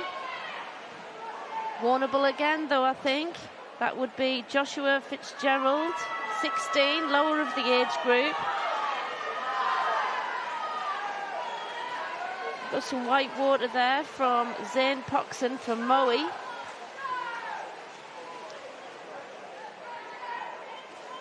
Getting a lot of distance, though, on that split stroke. Lane 4, Joshua Fitzgerald. He can just hang on, but it looks like next to him,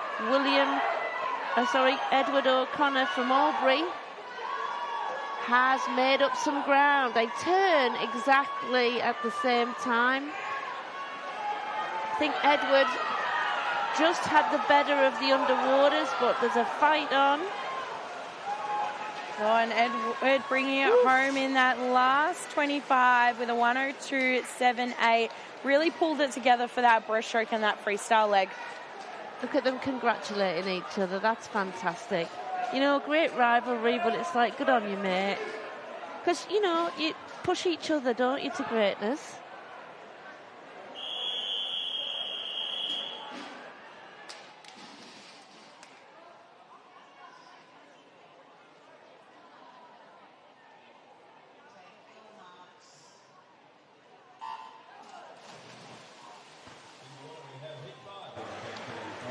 So heat 5 of 5 in the pool now. So our 5th and final heat.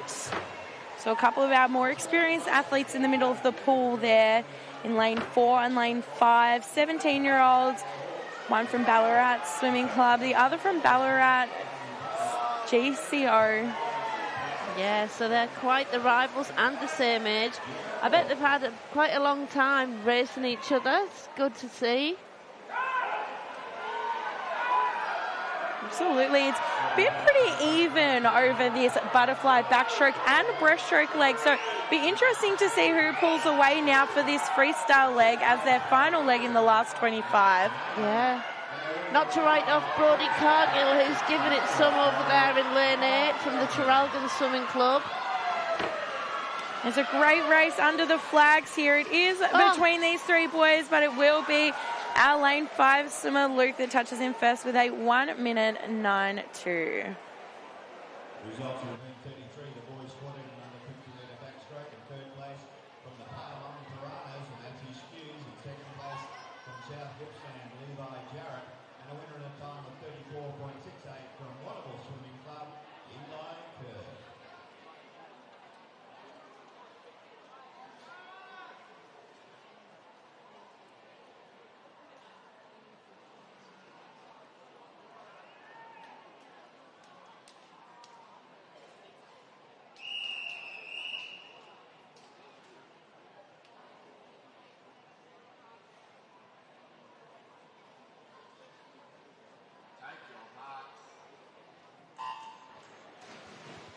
All right, we have our first heat of the 18 and over 50 breast. And a big shout out to lane 3, Stacey Hockin. She's 40 years young in this heat from Wodonga City. Then we have Anna Layton in lane 4 and Alice Kennedy, who's 18, from Geelong Sharks in lane 5. There's nothing in it, but I think lane 4, Anna Layton from Ballarat Gold, did get the best of the breakouts from that turn. But Alice Kennedy coming back hard. Wow, this is going to be close. Ooh. Anna got that. Anna Layton, Ballarat Gold, followed by Alice Kennedy from Geelong, and then Stacey Hocking, so close. Third.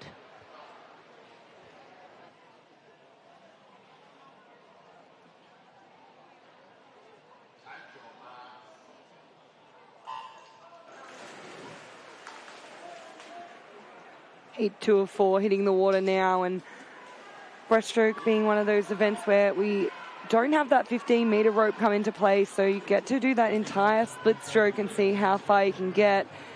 Off to a nice start in lane 3 is Claudia Lanyon from Ballarat Gold, just 21 years of age.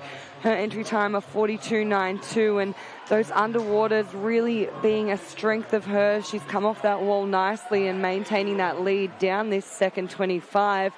If not, only extending it as we come down onto the flags. And it will be Claudia finishing there in a 39.18. Just ahead of Kobe, 41.91, and Riley in a third.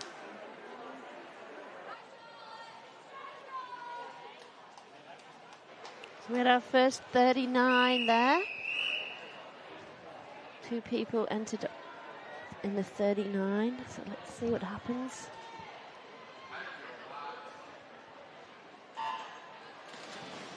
Great reaction times from lane 6 there. Sienna Wood from the Warrigal Swimming Club. But all very close. I think the stroke rate in lane 5 for Hannah Simmons from South Gippy Bass, but also down in lane 2, Kira Stevens from Bendigo East, the local girl. Great return of her arms. That's what's doing it at the moment. Do you coach Akalia? Ooh, fantastic. She gets that in a 37.74. And we have Hannah Simmons, second from South Gippy Bass, in also a 37. Yeah, I'm sure Kira will be really happy with that one. She's just returning back to training after having a bit of a break, so good to see her swimming some fast racing here today. Yes.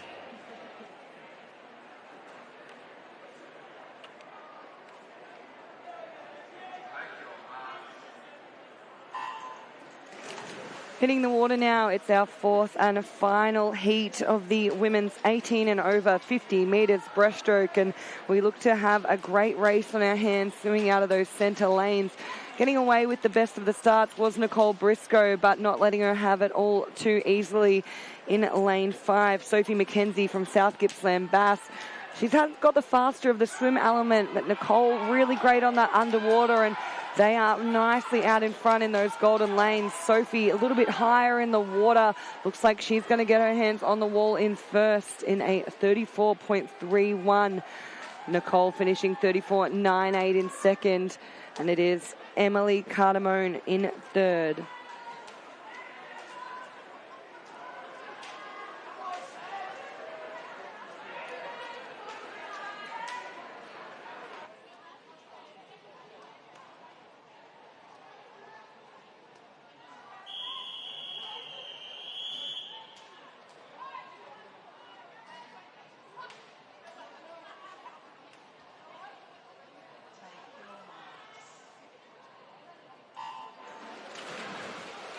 First heat of event 37, boys 18 and over, 50 breast.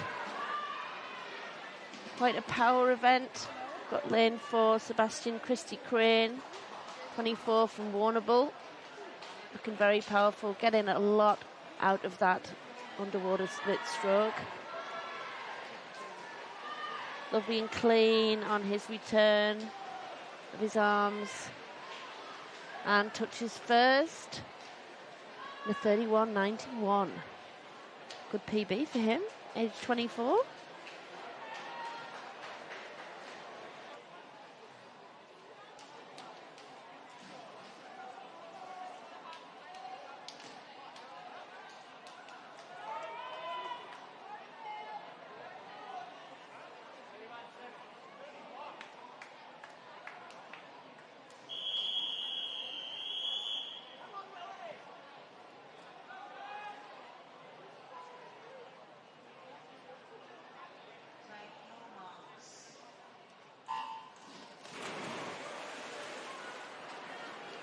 Heat 2 underway, and these boys are going to have to put together a pretty fast swim if they want to be competitive with our final heat coming up. A lot of those boys sitting around the 28-29 mark. Away quickly over in lane 6 look to be Cam Juha from Traralgon, one of our coaching staff. We're seeing a few of our coaches return to the pool in these 18 and over events, but it is the boys in the centre. Austin Robbins in lane 5, who's going to come away with the win there in a 31.07 from Bendigo East, almost under that 31-second barrier.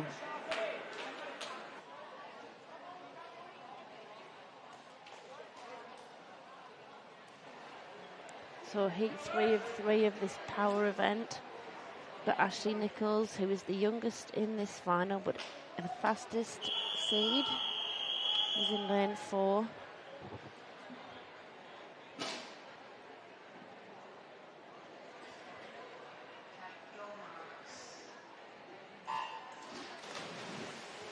Coach Dylan Muir from South Gippsland Bass, lane 8.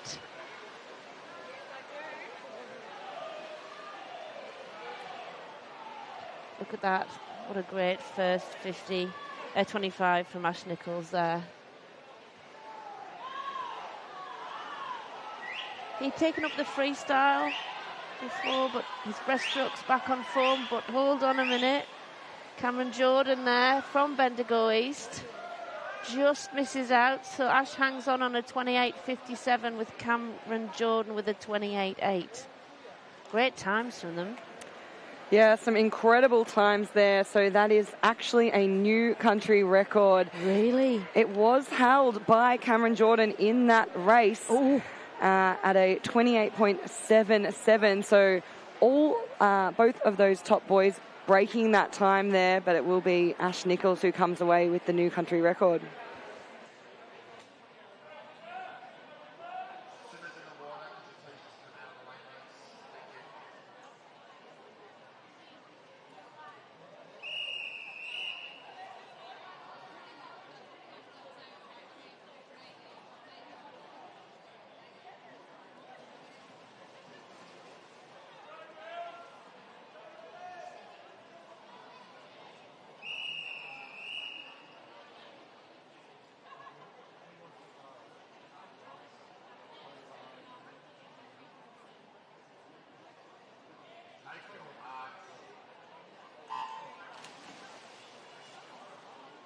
Here we go, the 11 and under, 50 back.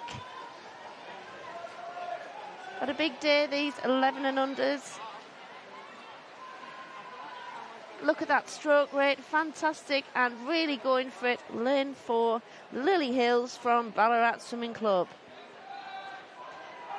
However, Orchard Willow's only 9 in lane 5, doing a very good job, but it looks like Lily is really keeping that stroke rate up. But we do have in lane 2 Alexis Purcell. She's from Seymour and District. She's creeping up a bit. Yep, it does go to Lily Hills in a 41.75, a good 2-second PB. Excellent from those girls.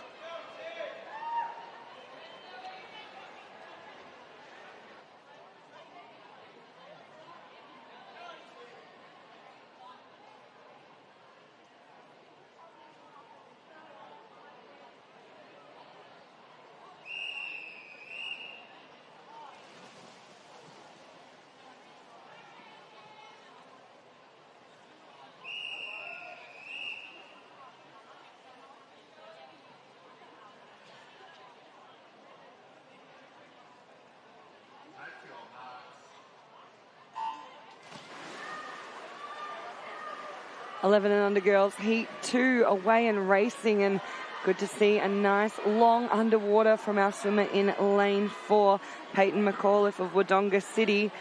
She's just 10 years of age, so looking like she might get an extra year in this age group as well. But onto the wall first, down in lane 3, is Jessica McMillan from Bendigo East, and she's popped up off that turn nicely, maintained her lead, and she's trying to fight off a little last-ditch attempt by Darby Hunter in lane 2 as we come down with 10 metres left to swim.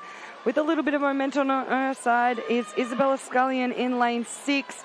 She's going to get the touch onto the wall there, 40.65 ahead of Jess, 41.62, and Layla in 41.72 finishes in third from that second heat.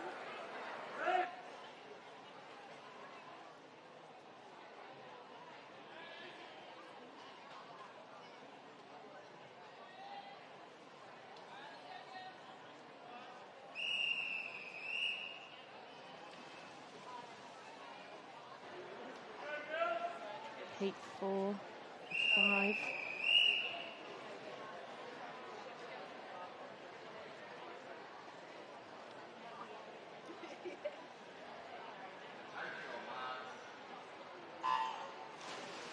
We have no one in lane 4.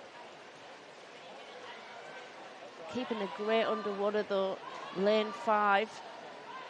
Nellie Gray from the Ballarat Swimming Club. Their coach is watching on, just below on the screen there. But in lane 3, we have Imogen Wilkins.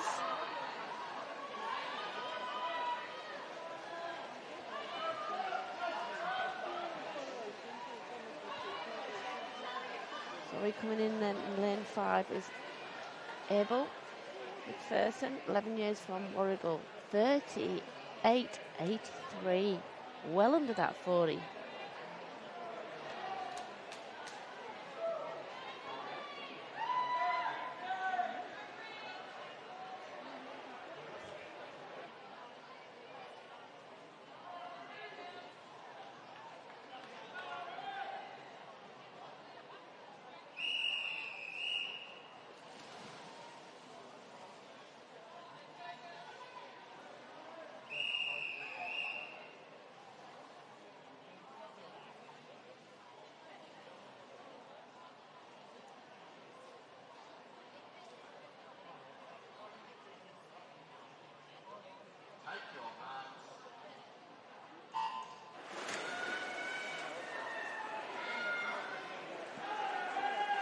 Away we go now with heat 4 of 5. Off to a nice start. Out of lane 5 was Nellie Gray, the swimmer from Geelong Swimming Club, just 10 years of age.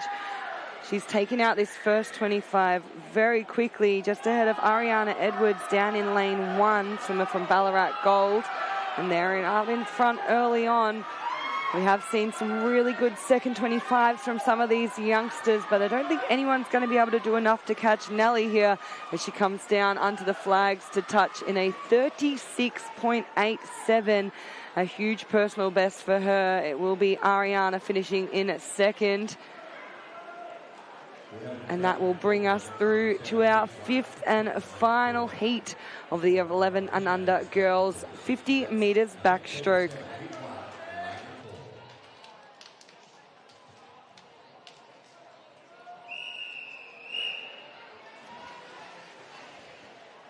Local girl, Sophie Lee from Kangaroo Flat with a 35 entry time.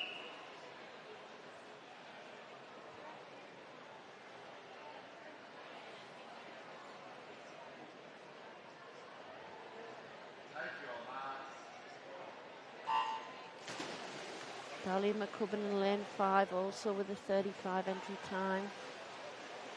What a great underwater from the Kangaroo Flat girl, from Sophie Lee. She is really streaking ahead. That has really set her up. Same with that turn. She's pushing off down and then Buddy Dolphin up.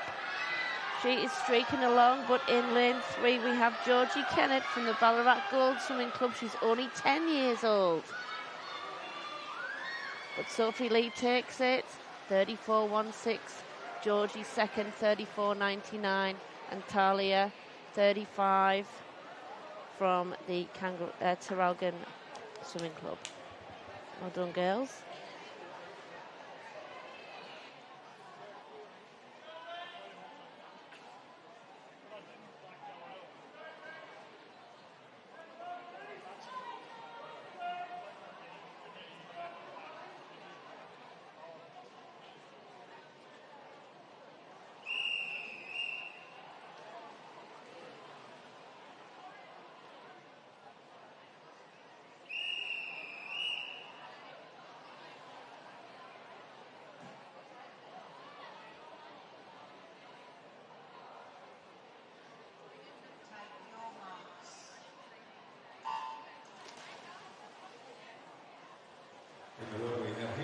Away in racing now, it's event 39, the boys 11 and under, 50 metres backstroke, and boy do we have an impressive showing within this event. We have 8 heats hitting the pool this afternoon. Out of heat 1, it will be lane 4 who turns at the 25 metre mark first in Eli Pollard from Surf Coast Swimming Club. He's got a nice lead ahead of Reese Jones and Patrick Wendt.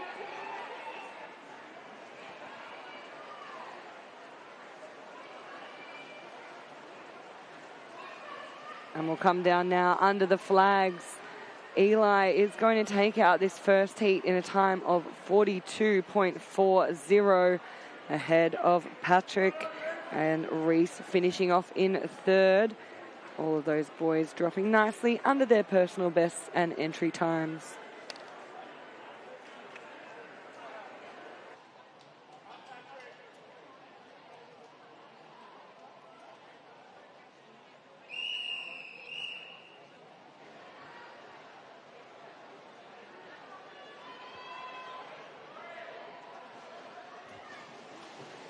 Engine feet first, as you must do, and backstroke.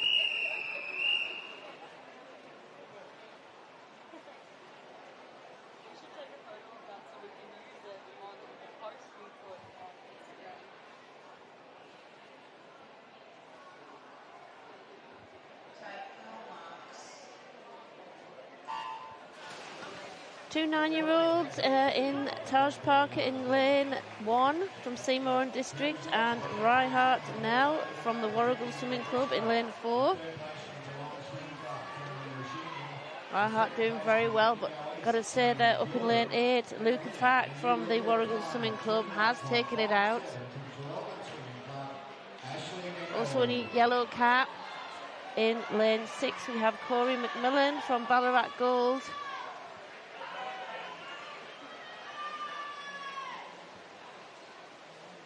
But in lane 8, got to say, keeping that stroke rate up, Luca Fack comes in to take that first with a 42.67. Oh no, he didn't. 42.67. Yeah, went to the Ballarat Gold swimmer.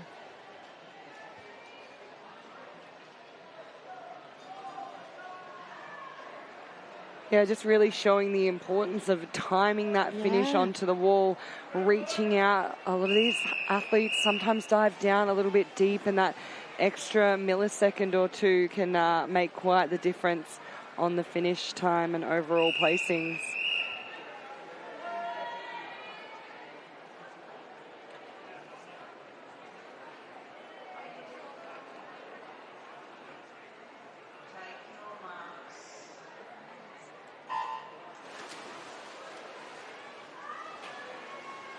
So some different strategies as we come into our third of 8 time finals for the 11 under 50 metre backstroke. Our swimmer in lane 4, Henry. He didn't waste any time on the underwater, getting straight into his backstroke swim element.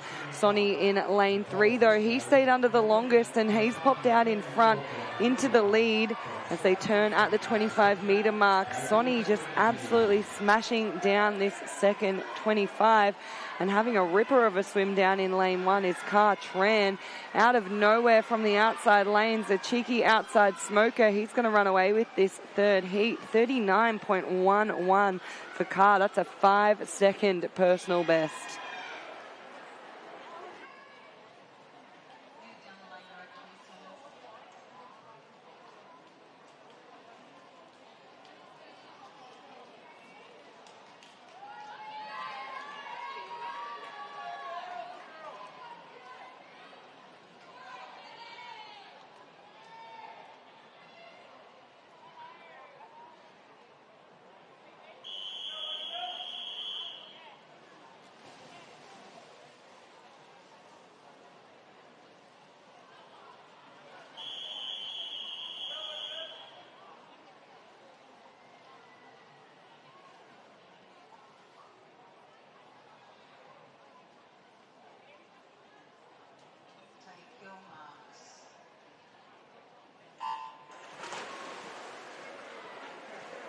Seeing some incredible strength from our youngsters there, lifting themselves right up out of the water on that start. Getting away nicely in lane 5 was Quinton Houston from Gisborne Thunder, as well as our swimmer all the way over in lane 8, Angus Turnbull. They were our leaders early on, but we know these 50s, the sprints in short course, those skills become ever so important, and starting to push his way through that field is William Lynch of Ballarat Gold. Looks like he might be out in front of Ruben in lane 3. It's going to be close onto the touch with only 5 100ths separating them. Ruben Grief finishes in first in a 41.03.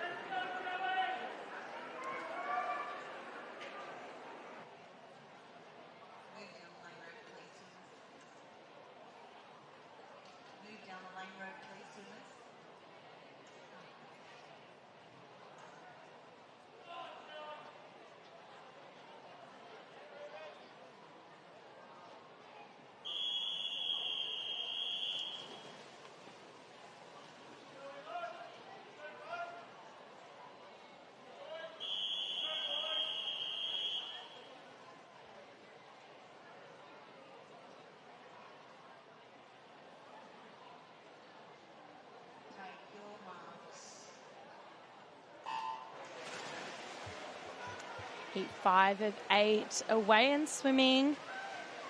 Now we do have in lane 8 here our 9-year-old from Warrnambool Swimming Club, Nelson Cook. Taking on that challenge of being our youngest.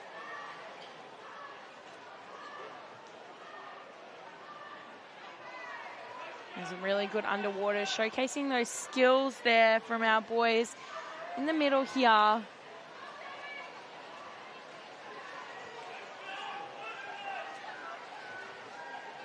Does look like it will be lane 2 that touches in first.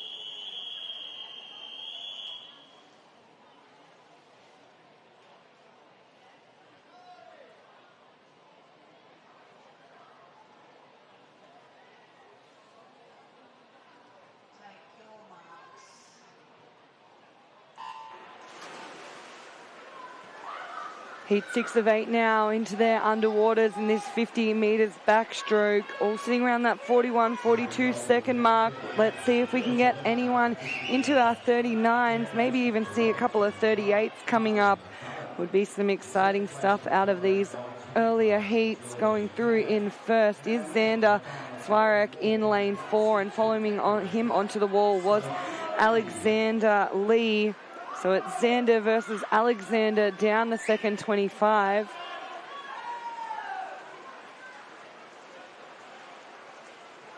But coming into touch, Xander takes that one out, and we do see that nice 39.83 from him out of lane 4 as we move on to our 2 final heats of the boys 11 and under 50 metres backstroke.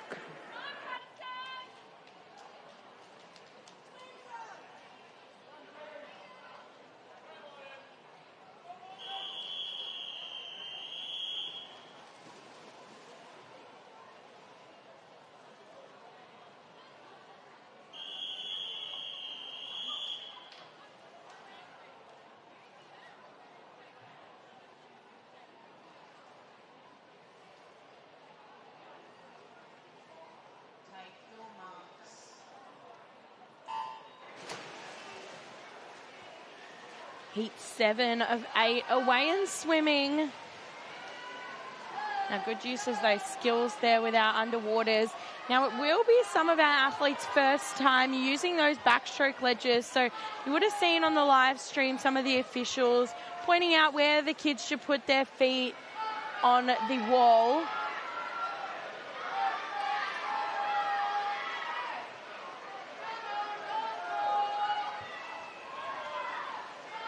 A great race here from some of our boys, but it will be lane 3 that touches in first with a 38.99, so a huge PB for him.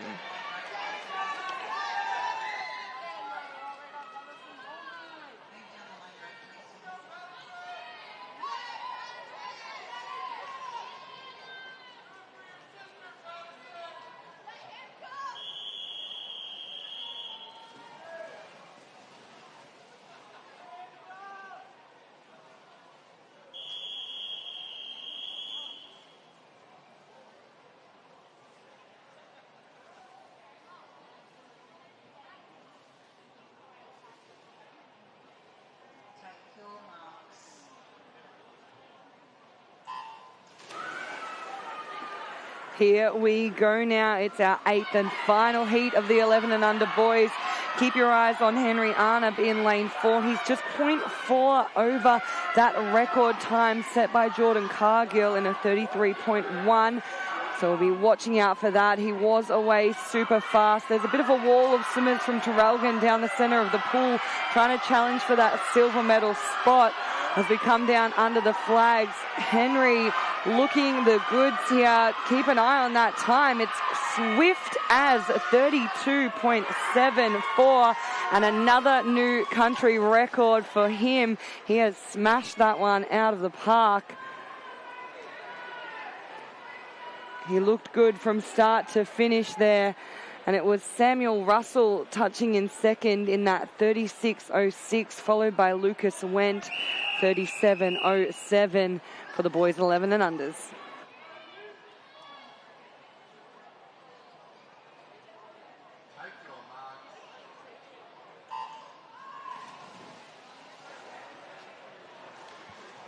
Starting our event 40, our girls 18 and over 200 metre freestyle. Now, just the one heat for this one here. We've got an age range from 18 through to 21 years of age. Now, all with close entry times. 200 freestyle is kind of one of those events that almost sneaks up on you a little bit. It is a lot more challenging than it might sound. The 200 metre is now becoming a lot more of a sprint. You really have to actually attack it from that initial 50, and that's what Zoe Jennings is doing over in lane 6. She's tried to pull herself already a body length out in front as she turns at the 75 metre mark. Now, Trinity O'Keefe and Sienna Wood aren't too far behind from South Gippsland, Bass and Warragul, but they're going to have a little bit of work to do down this second 100 if they want to catch up to Zoe. Yeah, we've spoken a lot about today, short course versus long course, and 200 metre freestyle is a challenging event because it is a sprint, or looking like a sprint, but it is one of those middle distance events. So definitely doing that in a short course pool, double the laps, double the turns, double the underwaters. These girls are going to be really out of breath, struggling for oxygen. So you might see them start breathing every second stroke or every third stroke, rather than keeping their heads down like you would in a 50 metre freestyle and only breathing when you need to. Yeah, certainly with those 7 tumble turns involved, it does become quite a hypoxic event because you're coming off the walls, you're looking to get a little bit of distance off each turn, staying under for that extra 3-4 seconds, and it all starts to add up, and it looks like it is starting to add up a little bit for Zoe. She might have nearly gone out too hard. She's going to try and hold on down this final 25, but Olivia Bailey with a great underwater there has come up right alongside her, and Trinity O'Keefe isn't too far off either. It's a race for 3 now with just 5 metres left to swim. I think it's going to be Olivia Bailey with that incredible final lap. She'll take out the girls 200 metre freestyle for 18 and overs in a 2:15.54.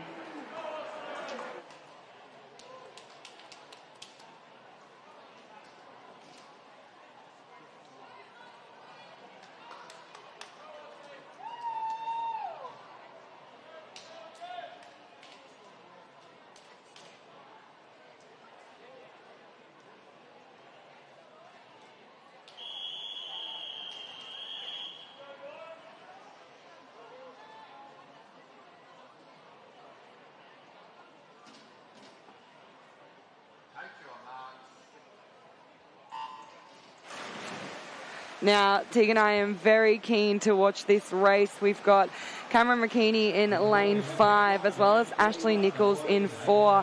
Both of those boys sit under the record, which is in fact set and held by Cameron McKeaney. So this is all going to be about who has the most energy left. It's one of our final events of the afternoon, and already we're seeing a close race. It's really going to come down to here who's done their warm-up, who's done their cool-down. Cameron has had a stacked program today, so backing up race after race, and we've talked about our 200 freestyle, how it's a challenging event and looking like a sprint, so it's really going to come down to those skills and that warm-up and that cool-down for him. Yeah, and Ash Nichols now 2 50-metre records today, so he's looking good in the sprints. As we hit that 100-metre turn, Cameron McKeaney has taken it out pretty quickly there, 54.84. Ash Nichols in second, and it is Silas Phillips from Geelong sitting in third. There's not a lot between third and fourth here, though. In second place in the Lisbon Thunder, Samuel Russell. And a winner of Yeah, Cameron with these great underwaters again. Like, he's really showcased today how important our skills are. Yeah, he's absolutely flying in this 200 metres freestyle. He's now got quite a substantial lead across the rest of the field.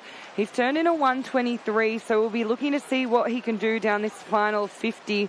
But he's looking like this record might be about to say see you later to his old record and set some quicker times here with 10 metres left to swim. He's definitely increased that stroke rate, and it will be head down, fast legs to the wall. And he touches in a 1:56.3, which is a new short course country championships record.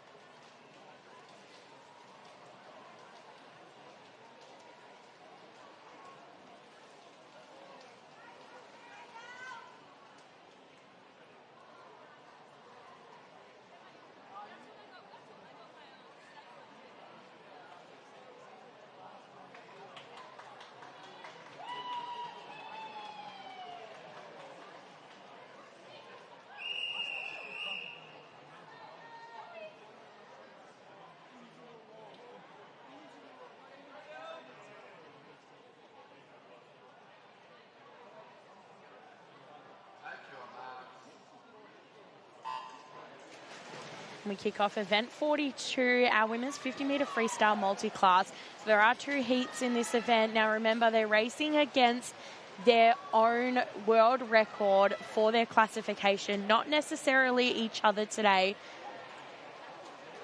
Now we do have our lane 7 swimmer here, and she doesn't have a timed entry, which means she is racing this for the first time officially. And what a good place to do it.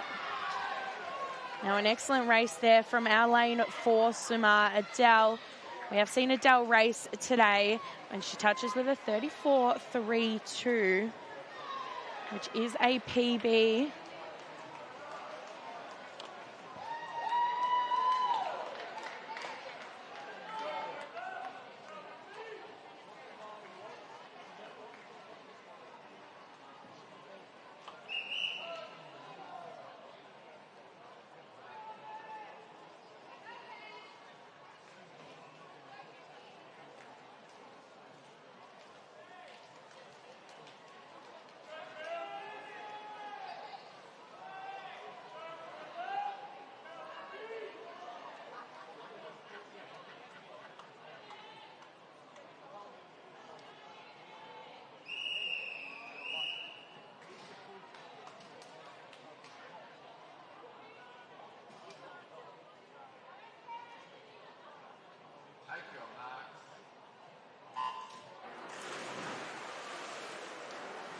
And our girls hitting the water now for the second of our time finals in the women's 50-metre freestyle for multi-class. I did enjoy watching before the start of this race. It has been a long day, but the girls from Geelong still having a little bit of a boogie behind the blocks and smiles across all of those faces.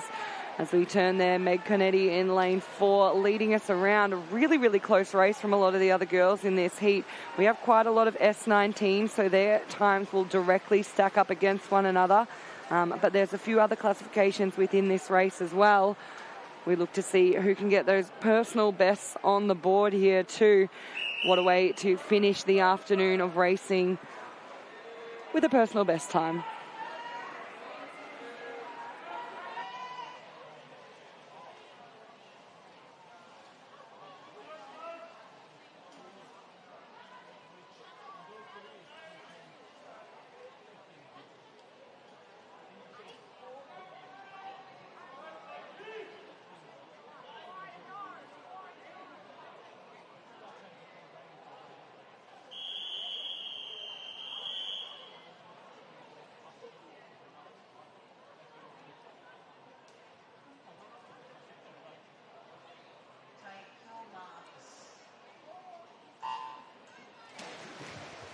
Kicking off our event 43 men's 50-metre freestyle multi-class. So same as the girls here, we've got 2 heats of our timed finals. So these athletes are racing against their world record time for their classification.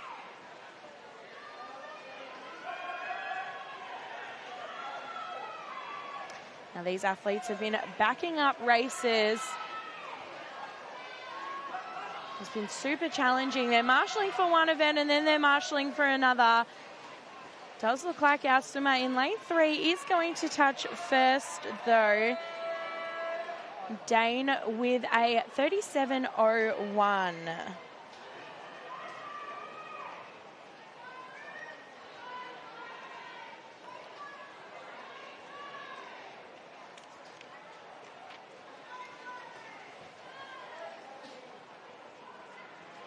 Now we've got quite an age range in our next timed final, so our heat to our last timed final.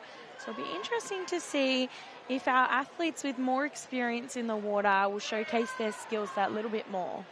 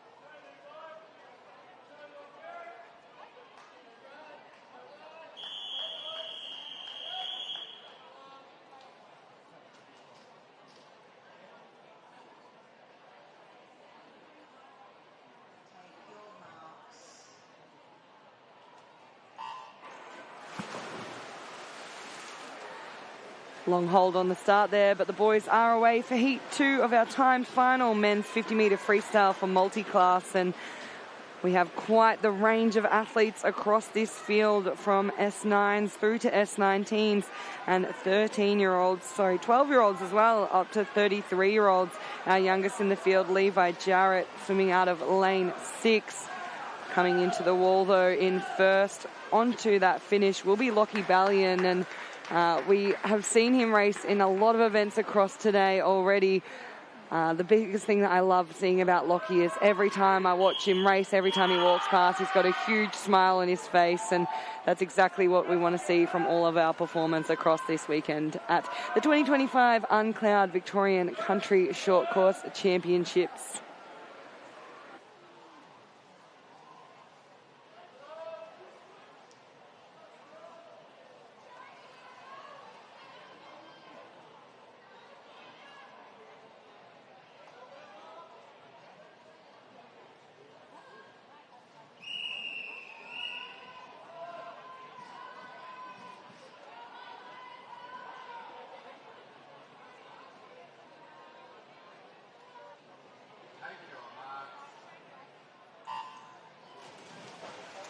And kicking off event 44, our girls 14 and 1500 metre short course IM.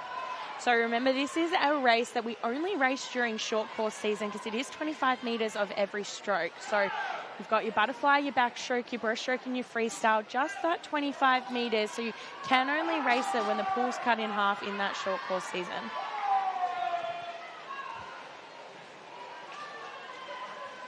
Now these girls are sitting at some really close entry times here. So everyone's entered here with a 1:20.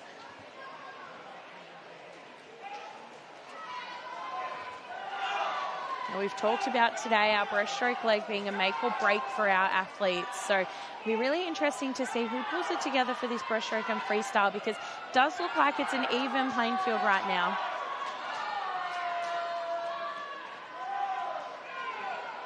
Will be our swimmer out in lane 7. But that freestyle underwater was so good from lane 2.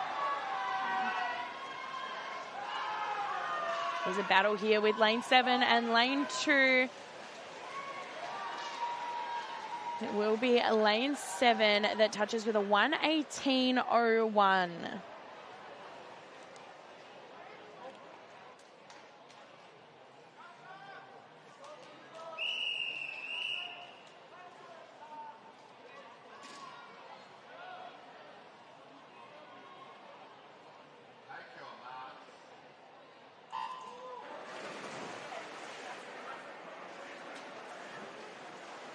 Away we go now with the girls in heat 2.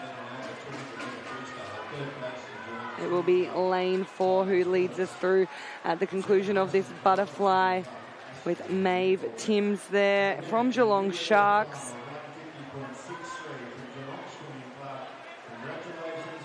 I think something that can often be a bit of an oversight in these 100 IMs is the backstroke leg, or in particular these last 5 metres. It's all about setting yourself up with the best possible speed into that ever important changeover from backstroke into breaststroke. We know that lead can change so much through the breaststroke, and if you can get the speed onto the wall, you're going to have that better underwater and really be able to pull away early into this third 25. We do have the battle of the Geelong Sharks girls, though. It is Maeve Timms versus Bianca Cropley as we turn into our final 25. Bianca with a great 25 of breaststroke to get herself out in front, but Maeve's fighting her way back up alongside her. They aren't breathing towards one another, so it's just a fight till the finish line here. Stroke for stroke under the flags. Looks like it's going to be Bianca who takes that one out in a 1:17.38, ahead of Maeve 1:17.5.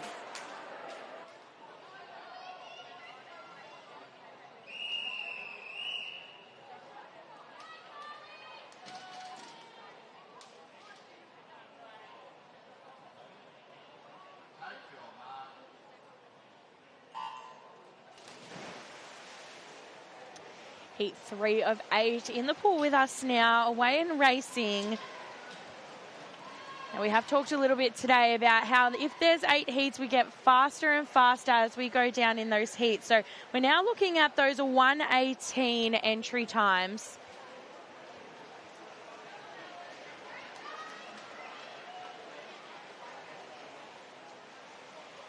Now our swimmer out in lane 7, Meg. We've seen Meg race a few times today. Touching with a 33.34.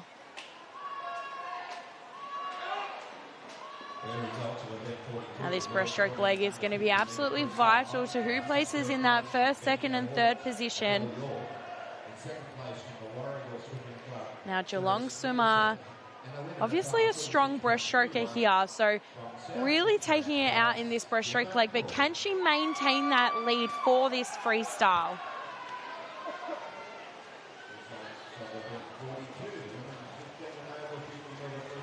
It is head-to-head between lane 2 and lane 3 here, but it will be a Geelong swimmer, lane 2, Abby, with a 1:15.51, closely followed by our lane 3 swimmer.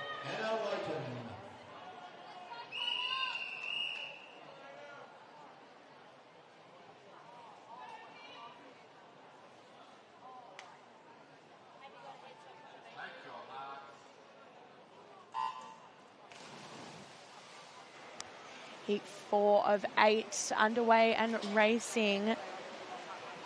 So we're halfway now through this event. Now dropping here to our 117 mark. We do have one swimmer here, Taya, who's entered with a 116.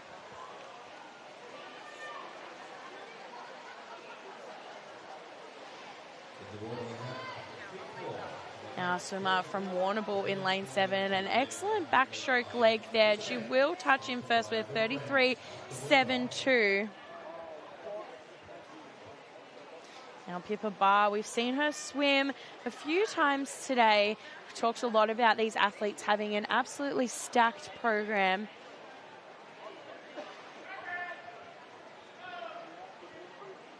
Now we're seeing our middle swimmers really push up in this breaststroke leg.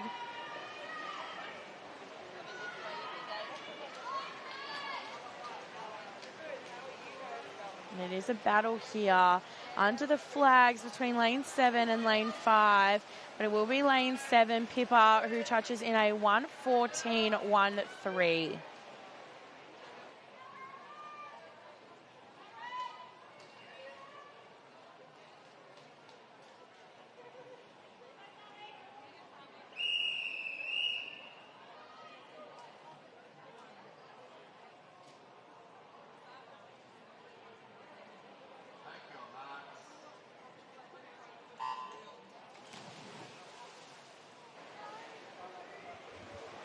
Heat 5 away and racing.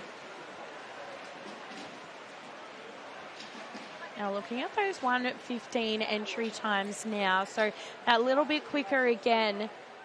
It is really going to come down to who's got those fast turns, who's got those good underwaters.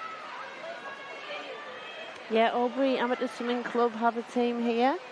So we have in lane 4 Alexandra Wilson. But in lane 1, with that great crossover turn, Zoe Benson from the Warrnambool Swimming Club.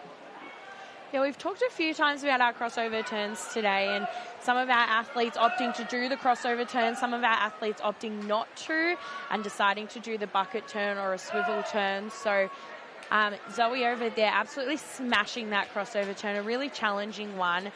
She will maintain that lead into this freestyle leg. Yeah, she is, but we've got a Ballarat swimmer there in lane 3, Imogen Legit Egan.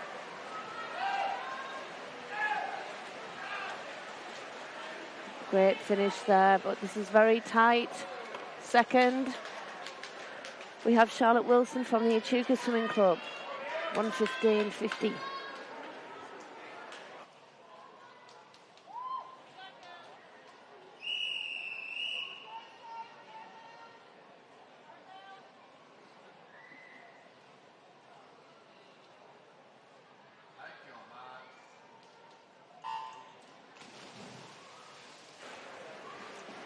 Heat 6 of 8 in the water with us now.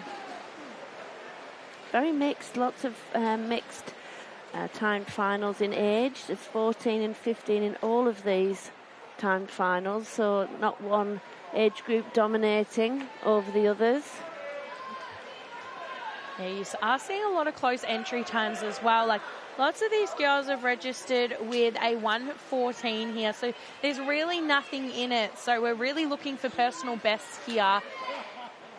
Yeah, lane 3 there getting the best of the turns. Charlotte Morland, she did the flip turn. She's from Warrnambool Swimming Club.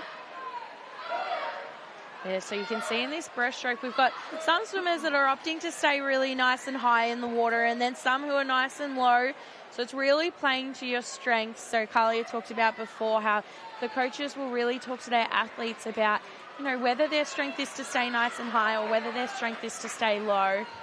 Here's a battle here coming underneath the flags, though, for this first place, but it looks like it will be our lane 5 swimmer from Warrnambool, Soph, who touches in a 1:12.02.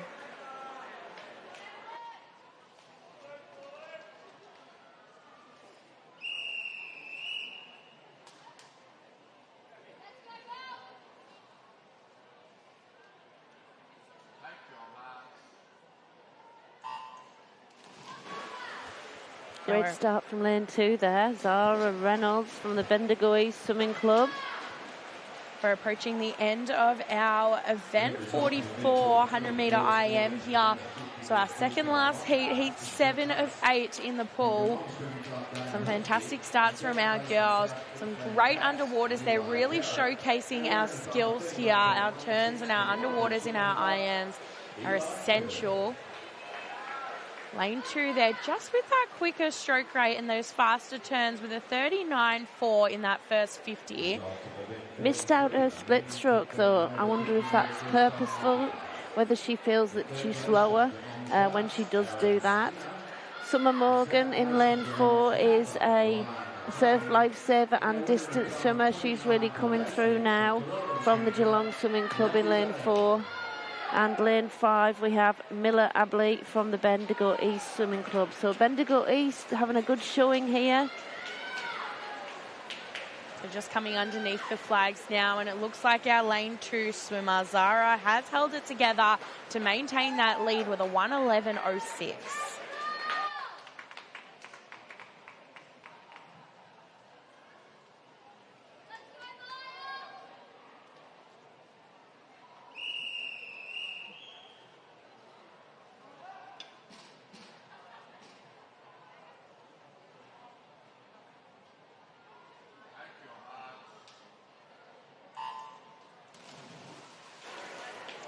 Heat 8 of 8, so our final heat for our times finals for event 44.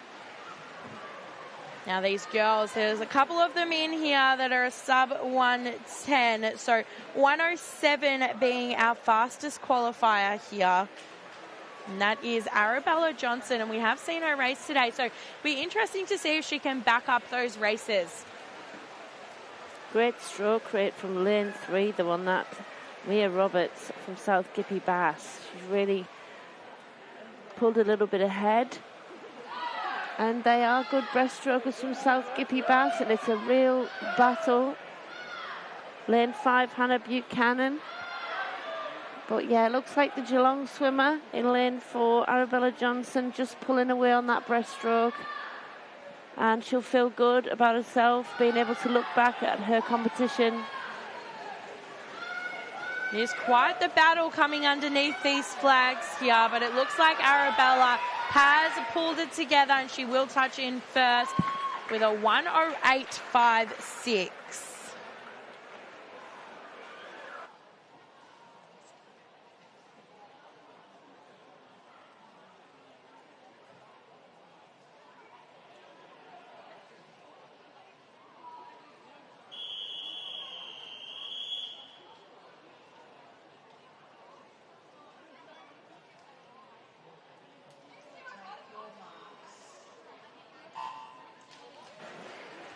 Kicking off event 45, the boys 14 to 15, 100-metre IM. So there's 4 times finals in this event. So a few less than those girls. Now we've just got the 3 in the pool with us now in this first heat. Yeah, neck and neck on this backstroke. Just pulling away there, Daniel Wilkie from Geelong.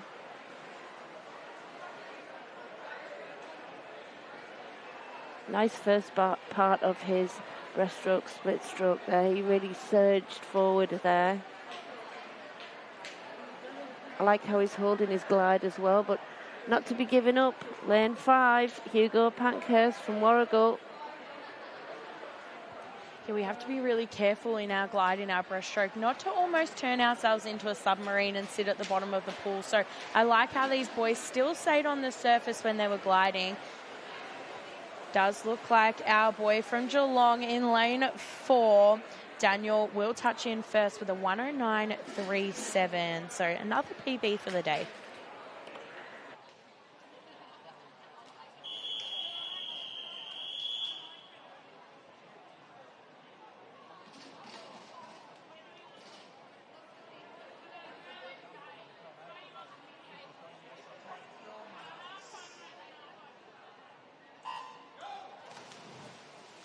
A little bit of wobbling on the blocks there from the boys. Really, look, they were really determined to get into that pool.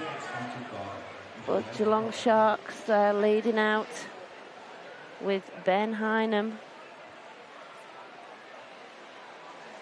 Nice smooth transition from his underwater on that backstroke, straight into his backstroke, arm stroke without any pause. What kind of turns is he going to do? He's going for the crossover, good lad.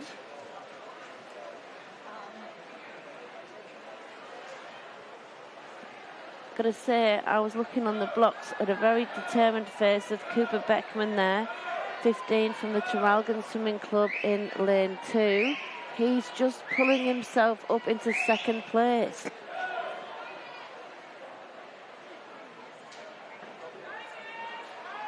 You're breathing off that turn. You've got to try and, not breathe on that first turn up. It's like letting go of your steering wheel. Nice finish though. First 107.69 from lane 4, Ben Hynam. Good PB again.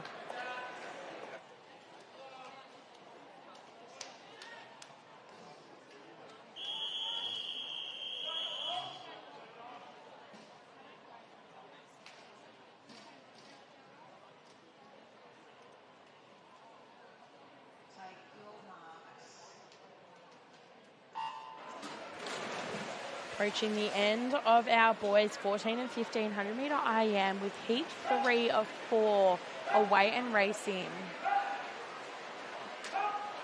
Now a lot of our Warrnambool boys here are having a really strong butterfly leg. Opting for that longer underwater, they're really showcasing his skills. Yeah, once again, look, he has such a great hold on that water. Oscar Voith.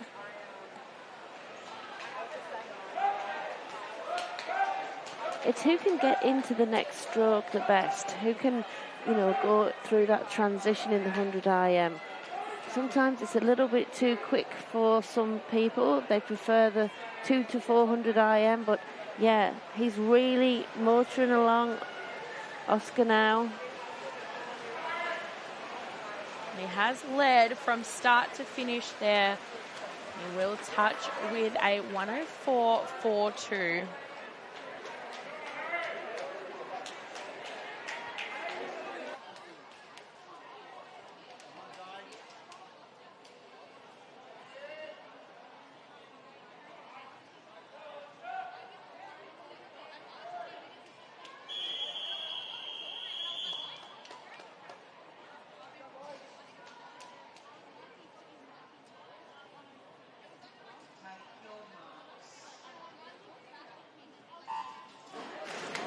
Our fourth and final heat of our boys 14 and 1500 metre IM.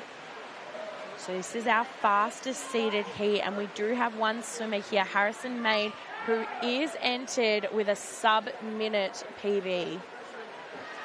Yes, the meet record is a 59.05 from Jordan Cargill. Let's see if that might be under threat this evening. Certainly. Going 27.64, that's pretty fast for 50 fly back. Absolutely, Harrison leading us out there with a really strong first 50. And it looks like he's not holding off in that breaststroke either. No, very good on those turns. Harrison Main, the main man. But it's quite a battle here. Jacob's not letting go, Jacob Richies, but let's see. Oh, just missing out on that 59. 100.21. Good effort, lads, though.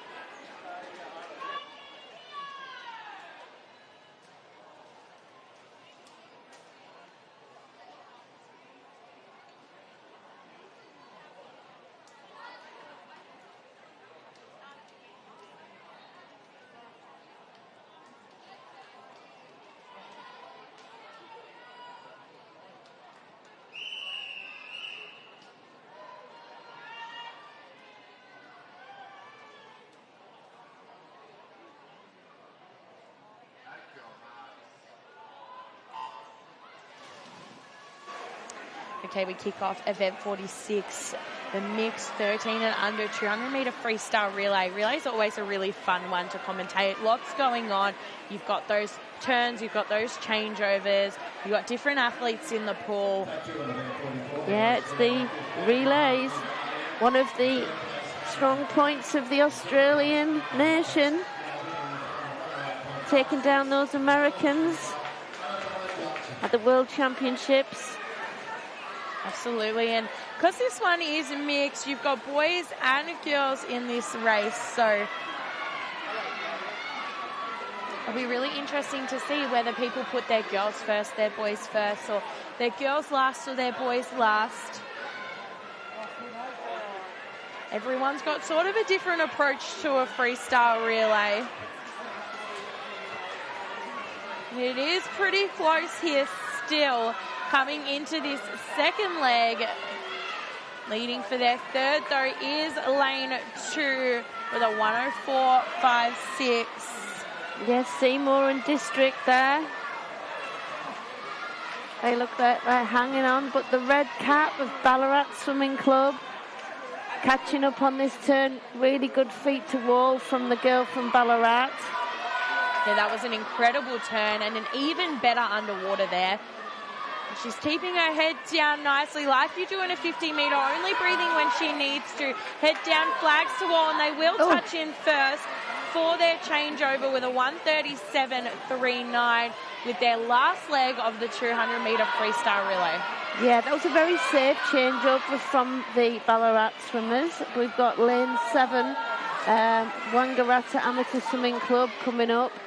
But it's not really about winning this heat. We have 4 heats of this, so the other teams, whatever time they post is very important, but giving themselves a chance. Lane 7, Wangaratta Amateur, 2:10.22. Their entry time was a 2:15, so they've taken 5 seconds off. Lane 7 really came out of nowhere there in that last leg, really pulled it together. So they've opted putting their fastest swimmer in that 4th place position, and it really paid off for them this time.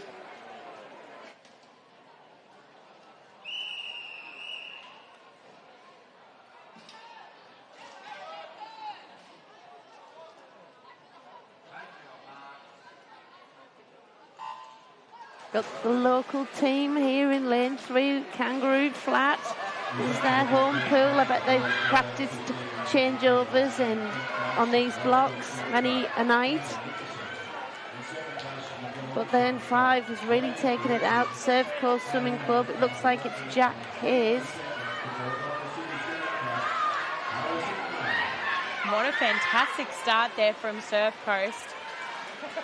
Yeah, lane 7 to Ballarat Gold Swimming Club.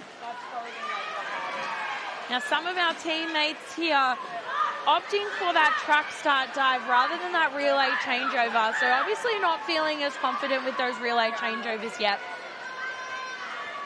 Yeah, I think you'd hate to let your team down, and it's quite nerve-wracking. So keeping it safe at this age, I think, is the best option. It looks like it will be our lane 7 Nice. team.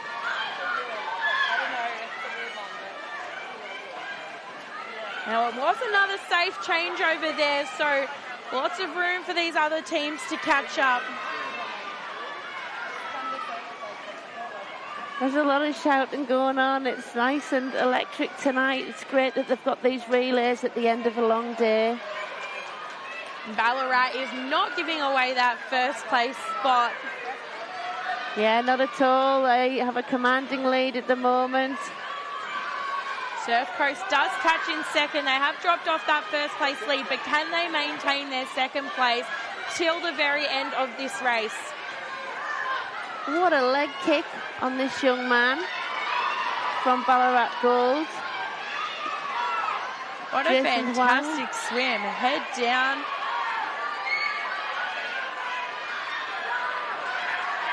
And it will be them that touches in the first place there. Oh, it's such a close race here for a second and third. Oh, lane 4 looks like Warragul Swimming Club holds on. But really good effort there from the Surf Coast Swimming Club.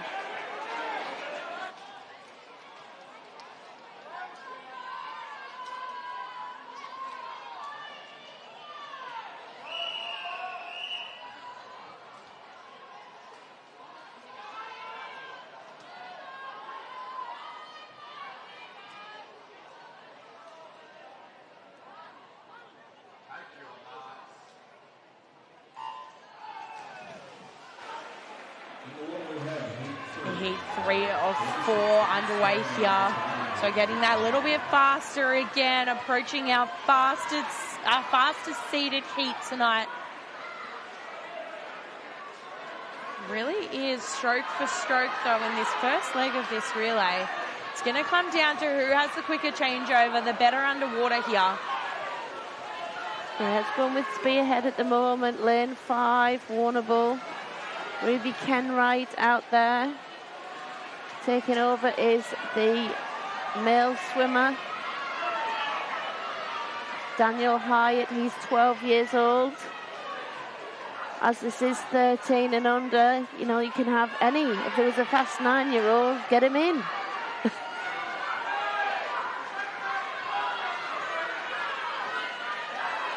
Warrnambool maintain that lead here for this next leg.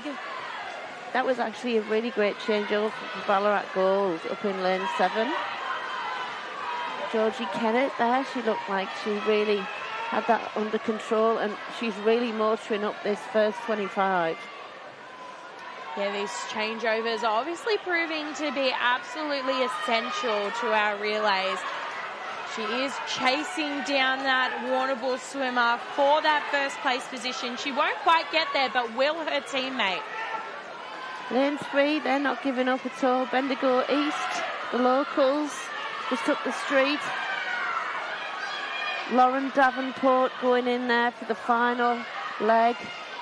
She looks very strong, but I think lane 5, Warrnambool are just going to hang on. Oh, lane 6. Gisborne Thunder, thundering down the last 25. Look at that, good job. It will be Warrnambool there that touches in first, though.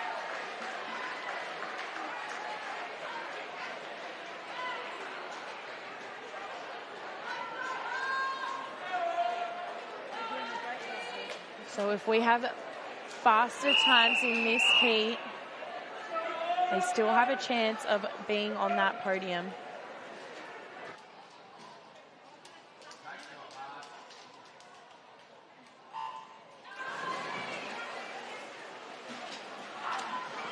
Okay, our fourth and final heat of event 46 underway. So this is our fastest relay heat.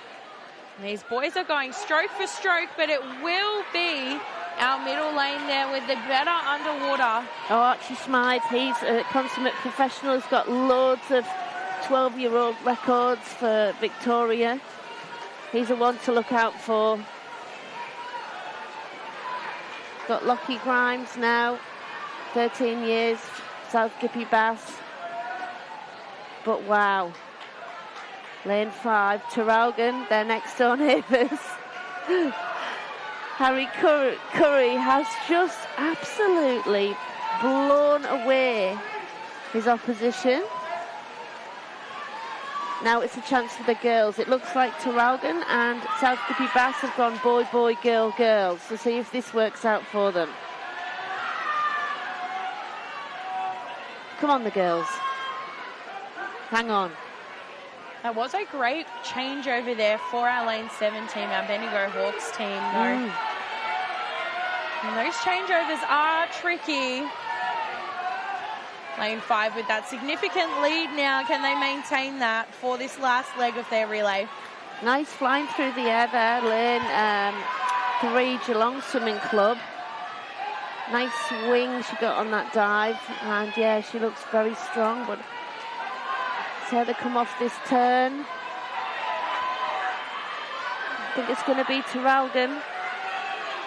South Gippy Bass look like they're going to secure that second place. Good try, Geelong, coming in there nice and strongly. Well done. And up there in lane 8, Wodonga City. They had a nice strong finish too in Jordan Canfield. Sorry, Billy Main.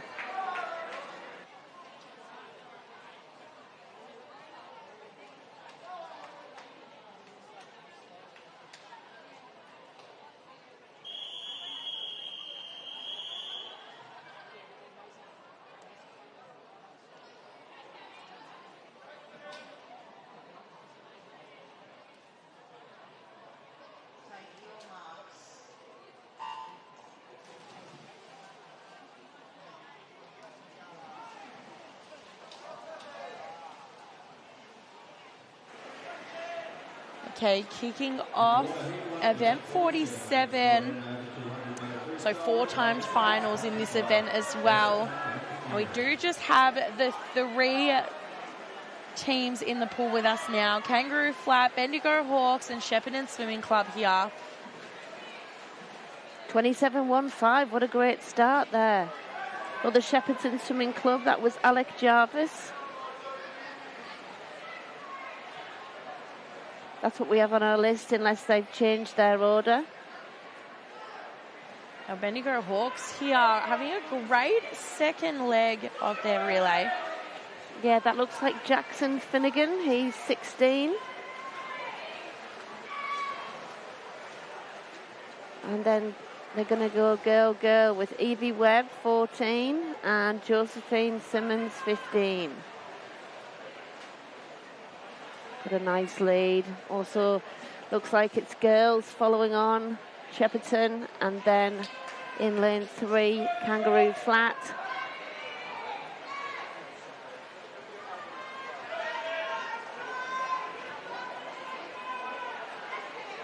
They maintain that lead in lane 4. Woo! That was a... He really left off that block there. The Kangaroo Flat swimmer, Lucas Chen.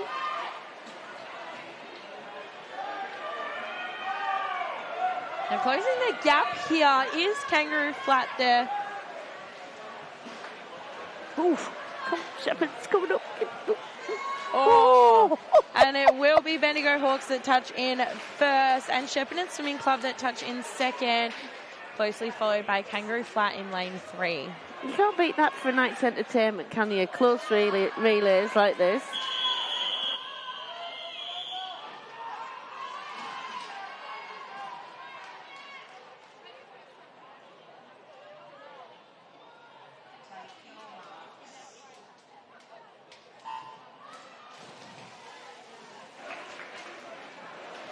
Heat 2 of 4 away in swimming. White water from those legs.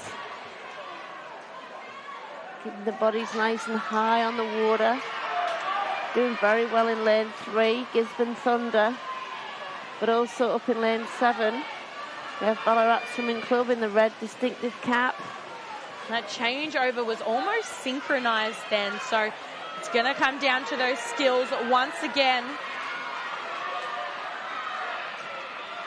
Now 50-metre freestyle is a tough one. Everyone learns freestyle first. Everyone knows how to do freestyle. So really got to separate yourself with that dive, with those underwaters, with those good turns. It will be head down, no breathing. Wow, lane together. 5 in a 53.54. Lane 5, Ballarat GCO Swimming Club. Very close, legs on the wall there. Up first, but not longest, would be Gisborne Thunder.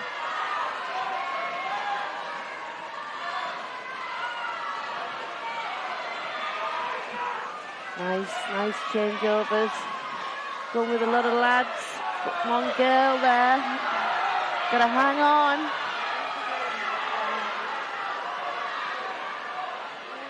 Now this is a close race if we've ever seen one. Oh, Ballarat GCO. Lane 4, Gisborne Thunder.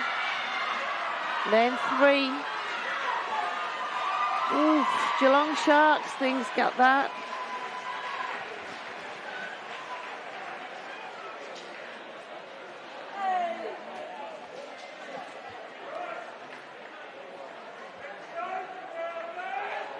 It's getting loud.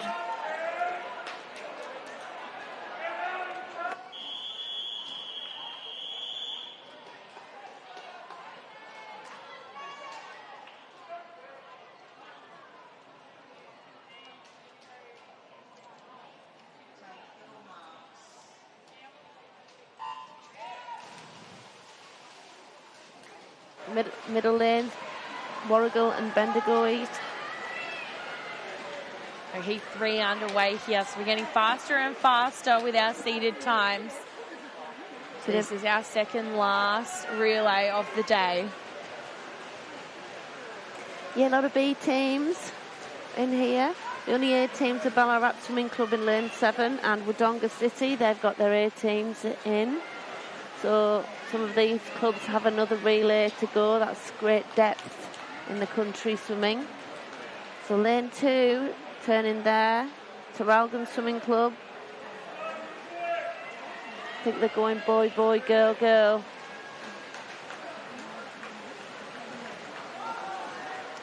Lovely change over there. Ruby Paulette in 17 years of age. A lot of experience from Ruby. But in lane 4, we have the Warragul Swimming Club.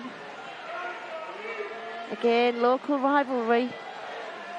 Great turn there from Ruby, but leading that last 25. Looks like she'll hold on to that lead, but Warragul is chasing her.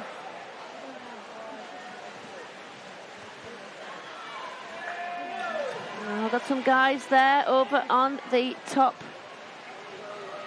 So 6 and 7, Geelong Swimming Club and Ballarat, both got males going in now, trying to reel in the females. Come on, girls. Oh, great job. Bendigo East and Warragul holding on very nicely there.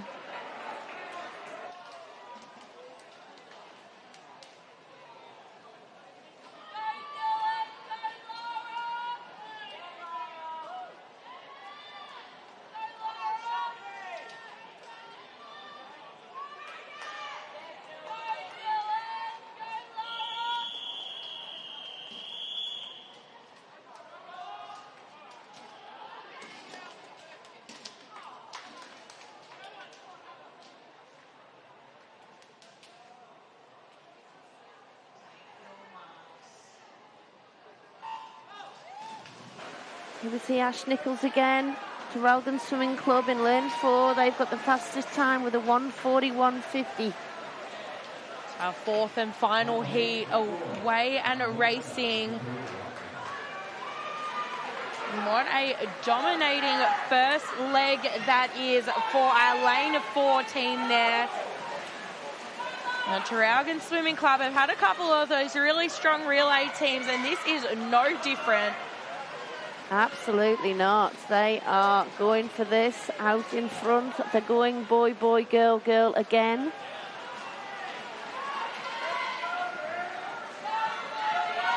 They maintain that lead. Great changeover. Really obviously been training those changeovers.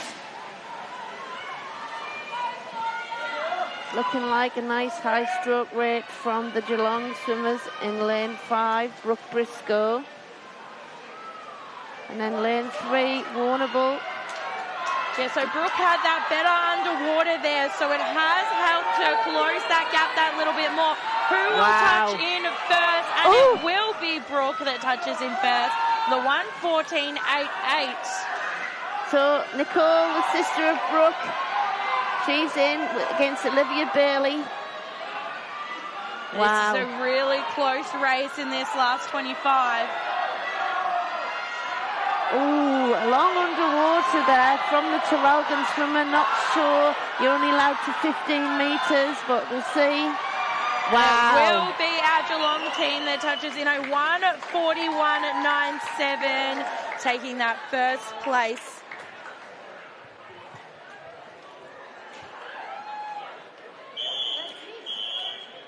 Just missed that record.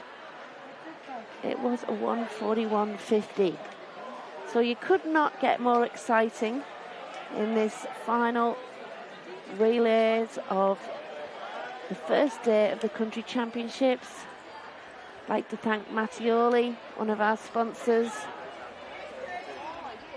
Also, Funky Trunks have been here, and Funkita for all your swimwear needs.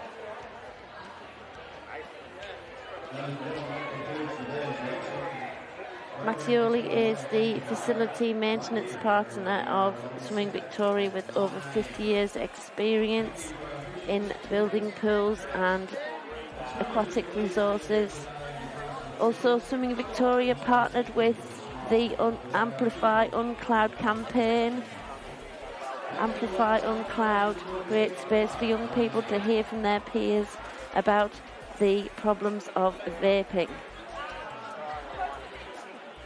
Well, it's been a great night. Thank you very much for continuing to watch, and we will see you in the morning. From me, Sam Purvis, good night and have a lovely night.